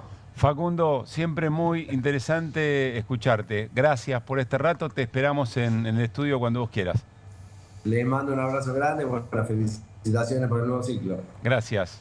Facundo Nejamki, muy interesante. Algunas ideas y sobre todo, perdón que insista y me gusta la moraleja, pero esto que decía, sí, está bien, hay cosas superficiales, Davos, la criptoestafa. Batalla cultural, ¿no? Claro. Algunas discusiones, Santiago Caputo metiéndose en una entrevista, pero en el fondo lo que nosotros estamos viendo es que la gente está teniendo un problema de ingresos y que está empezando a desconfiar en función de eso del modelo económico y quizá ahí aparecen las cuentas que se anotan de muchos otros temas, ¿no? Bueno, nos vamos a ir a la tanda. Al regresar vamos a hablar con Esteban Bayer, hijo de Osvaldo, pero de una perspectiva distinta de lo que venimos haciéndolo en estos días, celebrando que los libros de Osvaldo Bayer, pero sobre todo sus ideas, han recorrido el espinel durante toda la jornada a partir de la violencia del gobierno tirando su monumento allí en Río Gallegos. Y se viene Irina Hauser con uno de los segmentos que llegó para quedarse en QR, que es los cuentos de la cripto. Todo eso después de la tanda. Ahí venimos.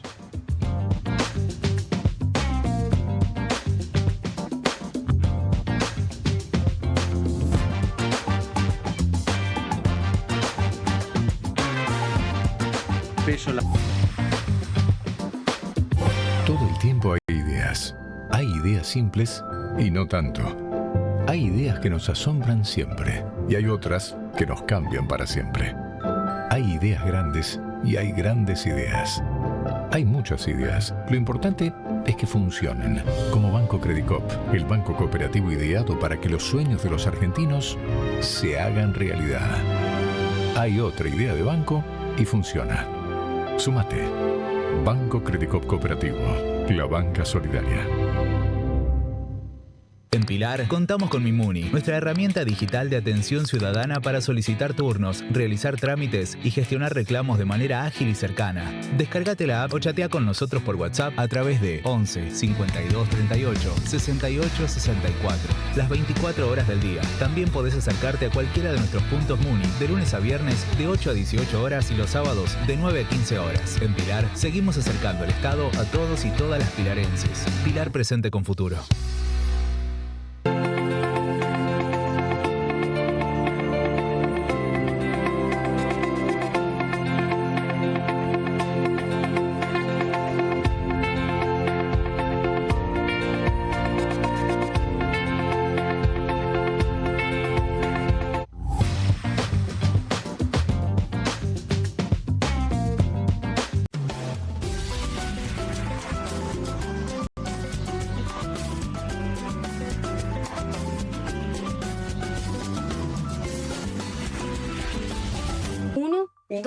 Dos. Bueno, dale, arranca. ¡Pará! ¡Mike! ¿Van a hacer el video con el inodoro con manchas de sarro? Pero si siempre uso lavandina. Eso no lo remueve. ¿Por qué no probás limpiando con Harpic? Que llega a los rincones más difíciles, eliminando por completo el sarro y desinfectando. ¡Vamos! Para cualquier desafío que te dé el inodoro, nada mejor que Harpic. Tenemos que prevenir el dengue. En la provincia de Buenos Aires la prevención es todo el año. Y ahora también te podés vacunar. Ingresá a la web y conoce más. Gobierno de la provincia de Buenos Aires. Nueva Saladix extra picante. Posta, picarán más que las otras.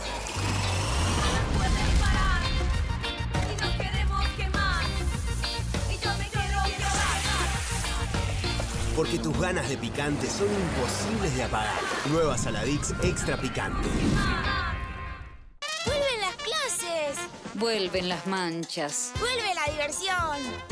Vuelven las manchas. Por suerte, existe Vanish. Con una cucharadita de Vanish, el poder del oxígeno activo elimina las manchas y deja los blancos como nuevos. Con Vanish, vuelven las clases, no las manchas. Qué bien me caen los que viven como si nadie los estuviese mirando. El que no es tímido ni a palos. La que no se queda en el fueguito. El orgulloso de lo suyo. Y las que se animan al show sin autotune. ¿Y vos? ¿Ves como si nadie te estuviese mirando? Confía en tu frescura, Topline. Seguí la línea de tu frescura. ¿Qué hacen tus manos por tu familia cada día? Nos llevan, nos traen, nos alimentan y cuidan de quienes más amamos. Hacé algo por ellas también. Espadol es el único jabón con el poder antibacterial de Espadol que protege tus manos y a tu familia. Recomendado por la Sociedad Argentina de Medicina. Porque solo Espadol es Espadol. ¿Qué haces acá? Si te corté ayer. Es que cada vez que como las nuevas Mogul Extreme, me vuelvo a crecer. Mogul, tubitos, lenguas y ladrillos. Mogul, tubitos, lenguas y ladrillos. Mogul. Nuevas Mogul Extreme. Probalas. No te las vas a poder sacar de la cabeza. Las casas usan diferentes perfumes. Eligen oler a café en la mañana, a veces a ropa recién lavada y otras a madera. Pero cuando quieren oler a limpio, eligen Prosenex. Sentí el perfume de la limpieza. Prosenex, limpieza que se siente. Llegaron las nuevas galletitas Kofler. Rellenas con el sabor único de Bonobón y el más delicioso chocolate Kofler. Tentate con lo último en galletitas. No te compartas los datos del celu. ¿Salís? Conectate al ahorro. Con Telecentro Wi-Fi prepago podés tener el giga más barato para usar internet fuera de tu casa.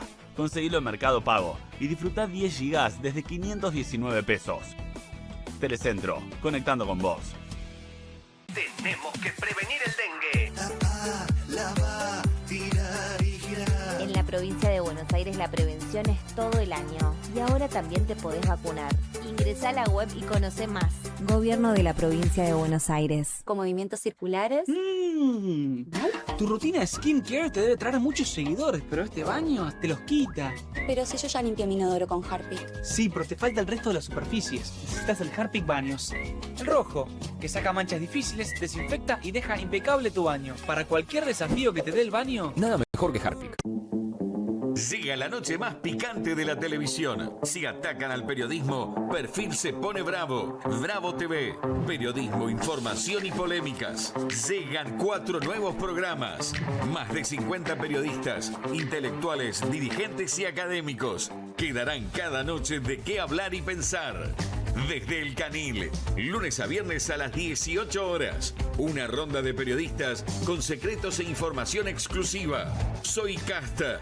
De lunes a viernes a las 19 horas. Un programa diferente de mujeres, plural y picante. Conducido por Carmela Bárbaro. Comunistas.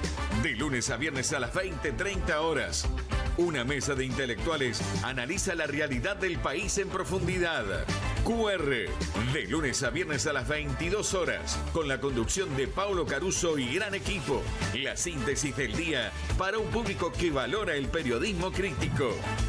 Bravo TV, lejos del poder, cerca de la gente.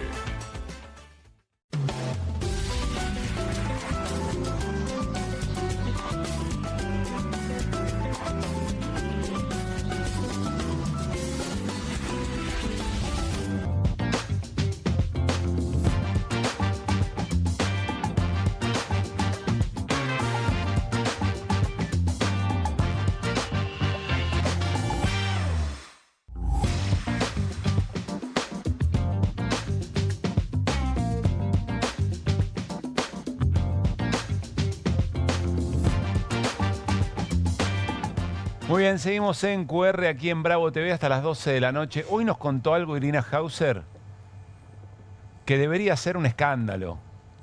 Realmente debería ser un escándalo. Nos contó Irina Hauser que el nombre de la orden de acción policial de la movilización del 12 de marzo, la movilización de los hinchas para defender a los jubilados, tenía un nombre esa orden. Y la orden era la orden número 659. La orden se llamaba porque hay que ser muy cagón para no defender a los jubilados. Yo, Irina, realmente esto que contás habla de un cinismo en el manejo del protocolo. Quiero seguir entendiendo, es decir, hay un protocolo y en algún momento determinado alguien modula. Aplicamos la orden 6, no recuerdo ahora el número, aplicamos la orden 659. 659, la orden porque hay que ser muy cagón para no defender a los jubilados y a partir de ahí se despliega determinado tipo de acción policial. El protocolo, o sea, en las inmediaciones del Congreso. Aparte lo está diciendo un hombre que tiene un cargo de jefe en la Policía Federal. No lo está diciendo y lo testimonia, digamos. Y así es como figura en la resolución que es lo que estábamos compartiendo recién. Que mostramos que es lo que estábamos compartiendo. Pero está muy bien lo que pone Daniela en el graph. La orden de reprimir es la cita a Diego Armando Maradona. Ese es el resumen de lo que nos contó hoy Irina Hauser.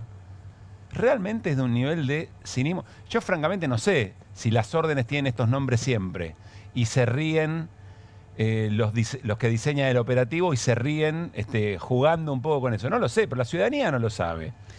Mirá, la ciudadanía, ¿cómo va a interpretar la ciudadanía que ese mismo día la orden de reprimir era la cita de Diego Armando Maradona? Era una consigna ese día. Yo vuelvo a esto que decíamos antes, ¿no? Entonces, desde ese punto de vista pueden decir, y bueno, era la consigna del día. Entonces le ponemos, no, está bien, yo no los voy a excusar. Para mí es un acto de cinismo explícito. Es una provocación. Una provocación total. Y recordemos que ese día fue el camión de la policía, creo que era, que decía, vengan zurdos, ¿no? Digo, claro. otro cinismo. Es el día que le destrozaron la cabeza a Pablo Grillo. No, pero digo, más allá de ese puntual, o sea, había también un policía que tenía una consigna provocadora que decía, vengan zurdos. Sí, en el camión hidrante. Claro. Tenés razón. Sí, y se vieron también otras imágenes de integrantes de fuerzas de seguridad arengándose y dándose fuerza entre ellos, ¿no? Frente a la movilización. Bueno, yo creo que es parte de toda esa cultura que implanta la ministra Patricia Bullrich, ¿no? O sea, con un gobierno que obviamente No sé si la redacta ella, pero seguramente hace sentir es la habilitados. cultura que ella está trayendo a las fuerzas de seguridad, habilitadas ya por un gobierno que se maneja con el código del cinismo. Desde el minuto 1, desde que asumieron en la Casa Rosada. Digo, es un patrón casi te diría discursivo y de parte de la violencia que ejerce este gobierno a todo nivel, pero que creo que la que más lo lleva a la práctica es Patricia Bullrich. Muy fuerte, Irina. Insistimos, la orden de reprimir de esa movilización del 12 de marzo, la movilización de los hinchas, era la cita de Diego Armando Maradona, porque hay que ser muy cagón para no defender a los jubilados. Pasamos a algo que para mí es muy lindo. Yo sé que lo que origina esta conversación que vamos a tener con uno de los hijos de Osvaldo Bayer, con Esteban, lo que origina esta conversación es triste. Es violento y tiene que ver con la decisión del gobierno de, con una pala mecánica, destrozar un monumento a Osvaldo. Pero lo que ha ocurrido durante toda esta jornada es para celebrar. Y entre otras cosas tiene que ver con que volvimos a hablar de Severino y Giovanni, que volvimos a hablar de la Patagonia rebelde, que recordamos las razones por las cuales un gobierno mandó a fusilar a 1.500 peones rurales, trabajadores rurales. Esteban, soy Pablo Caruso en QR. ¿Cómo te va? Muy buenas noches. ¿Qué tal? Buenas noches, Pablo. ¿Cómo andan? Muchas gracias por atendernos. Enseguida conversamos, pero quiero compartir con vos, sé que te va a gustar, la gente de Indisciplinados generó muy rápido en el día una pieza audiovisual que lo honra a tu viejo y nos devuelve, insisto, las ganas de seguir conociendo las ideas de Osvaldo, el trabajo de Osvaldo y lo que ha significado para nuestra conciencia política presente. Mirá. Dejado de notar que algunos gobiernos tienden a hacer desaparecer, como sucede con los pares de las medias o las llaves cuando estamos por salir, algo bastante importante como la memoria. Para evitar estas fugas repentinas de recuerdos necesarios, basta con un remedio infalible: Osvaldo Bayer. Primero, cierre los ojos y evoque su figura, su barba indomable, su pluma rebelde. Luego, respire hondo y evoque títulos que recuerde de su bibliografía, tales como La Patagonia Rebelde, Los Anarquistas Expropiadores, Severino Di Giovanni, el idealista de la violencia, o Rebeldía y Esperanza. En caso de no recordar ninguno o de desconocerlos, utilice la herramienta de búsqueda conocida como Google. Segundo, realice homenajes, construya monumentos y difunda sus libros. Testimonio de honestidad que su vida y su obra son. Tercero, en caso de que un gobierno libertario pretenda borrar la memoria, vuelva al punto segundo, realizando más homenajes, construyendo más monumentos y difundiendo aún más sus libros. Cuarto, para evitar repetir lo sucedido en el punto tercero, abone el pensamiento crítico propio. Estudien la historia de estas hermosas tierras, de sus allegados y de la ciudadanía en general. Die nach Argentinien gegangen ist und wenn den Rask da in Argentinien war, wurde zum ersten Mal in Argentinien.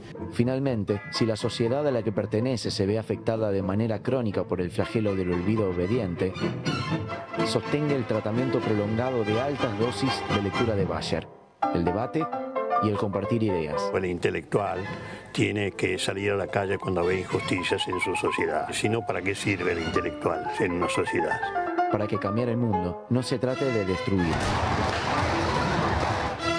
sino de construir desde la propia historia. Esteban, si pudiste escuchar y pudiste ver. Excelente, la verdad que dan en la tecla, ¿no? Es muy bueno, muy bueno. Y lo que decía recién, ¿no? El motivo fue de una congoja y un espanto terrible, pero lo que generó eso es una de las cosas más maravillosas que han ocurrido en los últimos tiempos. La ola de solidaridad, los apoyos, los repudios de todo el arco político, salvo de las excepciones de siempre, pero no, la verdad que le ha salido el tiro por la culata. Creo que todo el mundo se dio cuenta y sabe que en las últimas 24 horas se dispararon las búsquedas en Google buscando quién es Osvaldo Bayer, buscando la Patagonia Rebelde. qué pasó en la Patagonia. ¿Sabes qué me imagino, Esteban? Me imagino encuentro familiar, cena familiar, y alguien que dice, che, ¿viste lo que pasó con Osvaldo? Y alguien dice, ¿pero quién fue Osvaldo Bayer? Y se da una conversación en la que se pone en agenda el trabajo de tu viejo. Y me parece que eso es para celebrar, te lo digo con una sonrisa, más allá de todo. Y acá empieza a jugar de vuelta, ¿no? Cuando el amor es la respuesta al odio, cuando el amor y el cariño y el homenaje es la respuesta a la violencia, me parece que otra vez es una batalla ganada en ese sentido. No sé qué pensás vos. Absolutamente, coincido plenamente, y yo creo que esta batalla ganada después de ese atentado contra la memoria de Osvaldo, es una batalla ganada, como bien decís, y que son los frutos que recogemos de aquellas semillas que sembró Osvaldo, ¿no? Pero ¿por qué la reacción de la gente? Porque la gente lo sigue respetando, lo sigue recordando, lo sigue teniendo como una persona honesta, coherente con su pensamiento, incorruptible,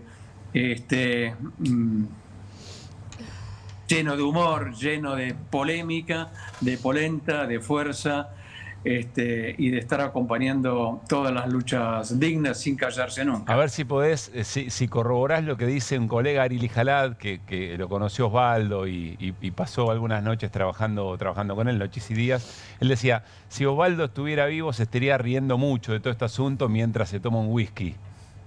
Absolutamente, lo coincide, compartimos esta idea con todos. Sabemos que hoy Osvaldo estaría acá sentado en el Tugurio, donde estoy sentado yo ahora, sí, en estos momentos, en la casa de Osvaldo acá en Belgrano, estaría brindando por esa magnífica oportunidad de poder divulgar sus ideas, ¿no? Claro, y su forma de pensar.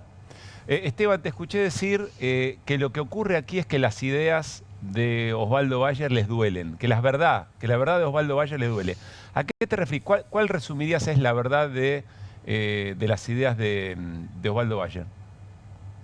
No, yo me pongo a pensar por qué eligieron justamente ese monumento para destruirlo, sí, habiendo otros monumentos de Osvaldo en otras ciudades de la República. ¿Por qué eligieron esta fecha, en la Semana de la Memoria, un día después de las manifestaciones masivas en todas las plazas del país? No fue coincidencia. Eligieron ese monumento porque está emplazado en Río Gallegos, en Santa Cruz, y porque es un monumento que fue propiciado por la gente de Santa Cruz, una especie de homenaje, un agradecimiento por lo que Osvaldo hizo en la recuperación histórica de la identidad histórica de la Patagonia. Entonces, ¿por qué lo atacan? Porque le sigue doliendo la palabra de Osvaldo.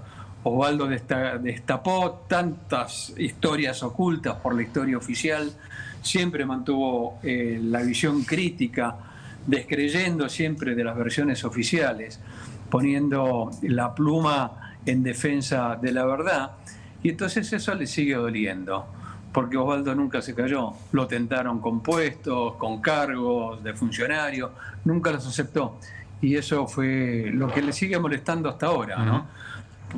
Mauricio. Hola Esteban, buenas noches. Primero un saludo. Yo estuve en el Tugurio y tomé whisky con Osvaldo Bayer. Lo entrevisté hace como 10 años, o yo no me acuerdo tanto, cuando trabajaba en el diario La Nación, así que para mí un afecto.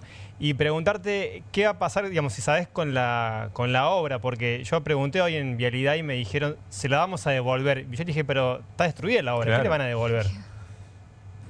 Sí, esa es la versión oficial que tenemos nosotros también, porque se dieron cuenta que se mandaron una gran macana, ¿no? Y oficialmente se la quieren devolver a la gobernación, que la gobernación de Santa Cruz es la que financió y es la dueña oficial de ese monumento. Pero evidentemente es chatarra, es escombros. Entonces hoy me dijeron, sí, que ya con las palas mecánicas esas, que no usan para arreglar las rutas ni nada, porque no tiene presupuesto, pero sí para eso, pero que trataron de arreglarla de alguna manera.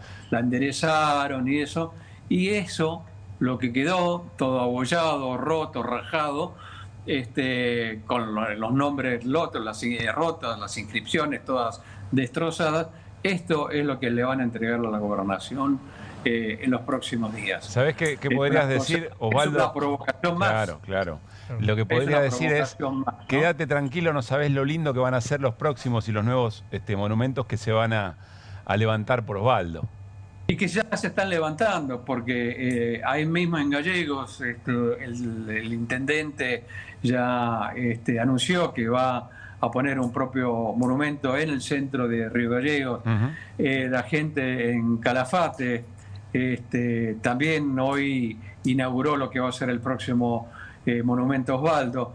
O sea, generó un movimiento dentro de la provincia de Santa Cruz, pero también en el resto de la Patagonia, claro. que es increíble. Por eso destrozaron un monumento y van a crecer 100.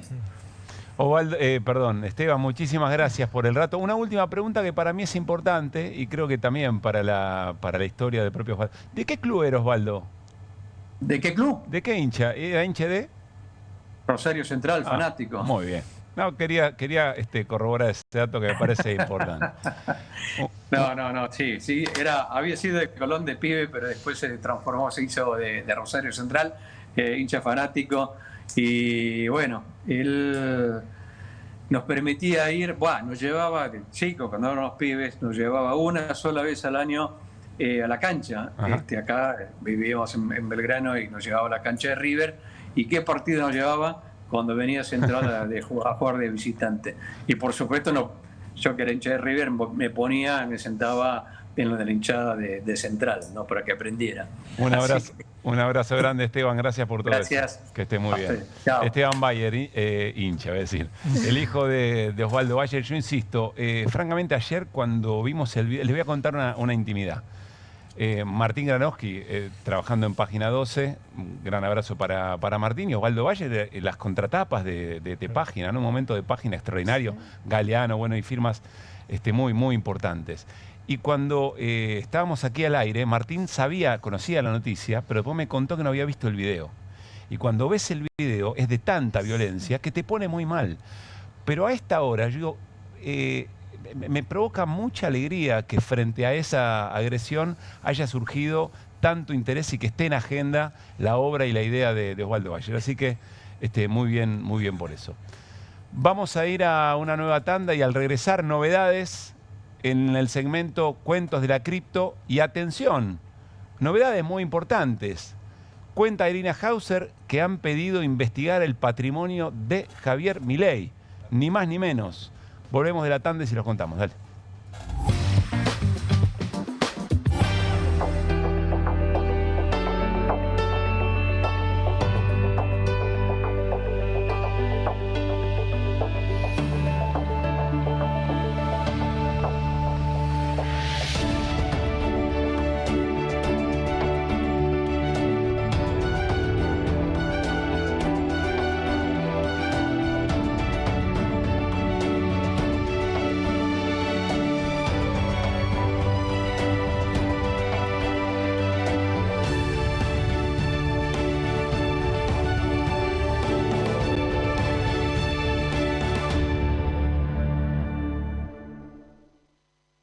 ¿Pensás que las subastas no son para vos? Son para todos, porque podés comprar y vender desde donde estés de manera rápida, fácil y confiable. ¿Querés participar de nuestra próxima subasta?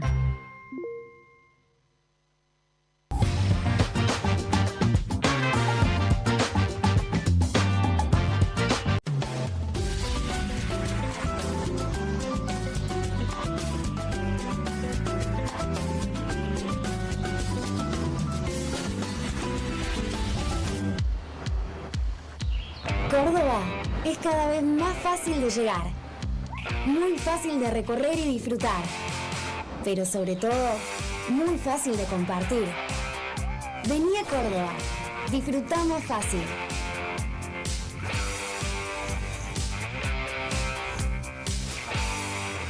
Tenemos que prevenir el dengue. En la provincia de Buenos Aires la prevención es todo el año y ahora también te podés vacunar. Ingresá a la web y conoce más. Gobierno de la provincia de Buenos Aires. Qué bien me caen los que viven como si nadie los estuviese mirando. El que no es tímido ni a palos. La que no se queda en el fueguito. El orgulloso de lo suyo. Y las que se animan al show sin autotune. ¿Y vos? ¿Ves como si nadie te estuviese mirando? Confía en tu frescura. Topline. Seguí la línea de tu frescura. ¡Vuelven las clases! Vuelven las manchas. ¡Vuelve la diversión! Vuelven las manchas. Por suerte, existe Vanish. Con una cucharadita de Vanish, el poder del oxígeno activo elimina las manchas y deja los blancos como nuevos. Con Vanish, vuelven las clases, no las manchas. Llegaron las nuevas galletitas Kofler. Rellenas con el sabor único de Bonobón y el más delicioso chocolate Kofler. Tentate con lo último en galletitas. Tenemos que prevenir el dengue. En la provincia de Buenos Aires la prevención es todo el año. Y ahora también te podés vacunar. Ingresá a la web y conoce más. Gobierno de la provincia de Buenos Aires. Las casas usan diferentes perfumes. Eligen oler a café en la mañana, a veces a ropa recién lavada y otras a madera. Pero cuando quieren oler a limpio, eligen Prosenex.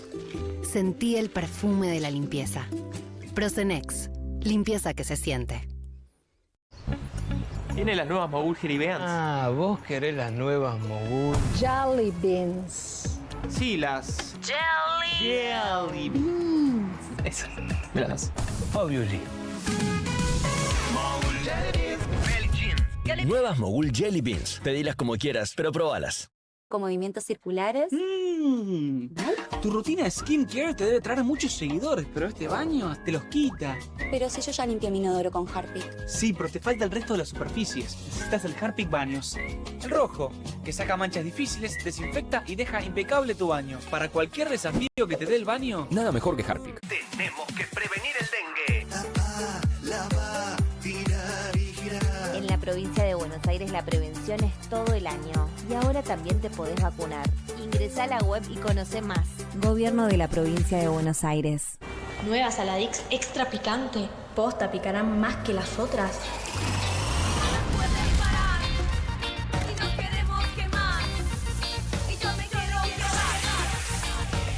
Porque tus ganas de picante son imposibles de apagar. Nueva Saladix extra picante.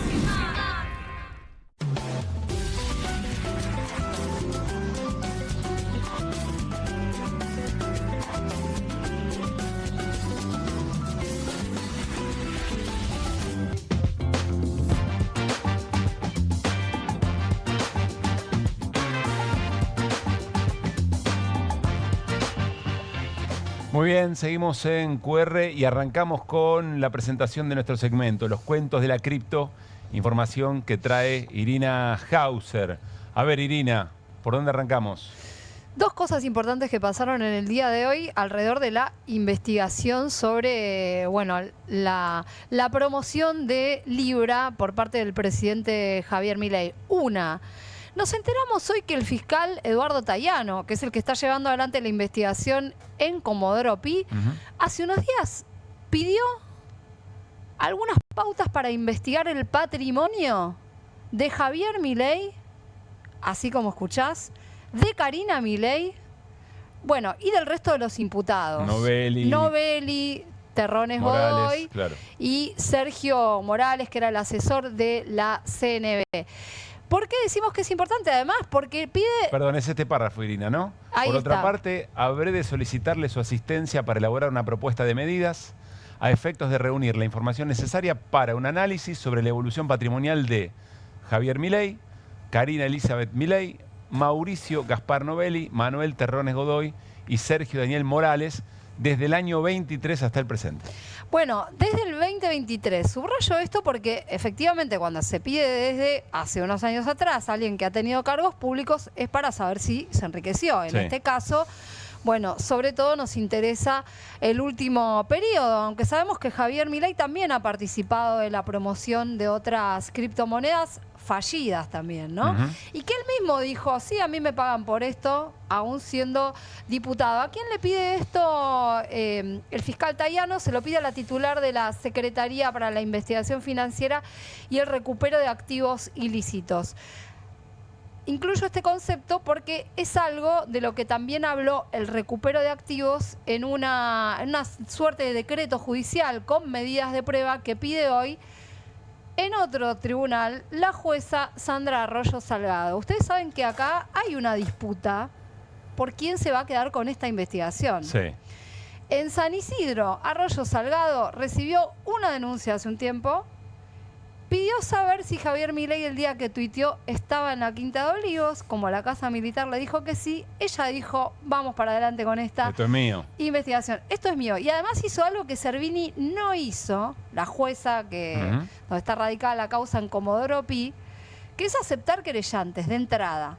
Y aceptó a Martín Romeo. Martín Romeo es un especialista en criptomonedas y blockchain, que fue, dice él, estafado. Dice, yo perdí $2.000, me la creí porque estaba la figura de Javier Milei, estaban promoviendo este criptoactivo con la figura del presidente. Primero dudé si era un hackeo.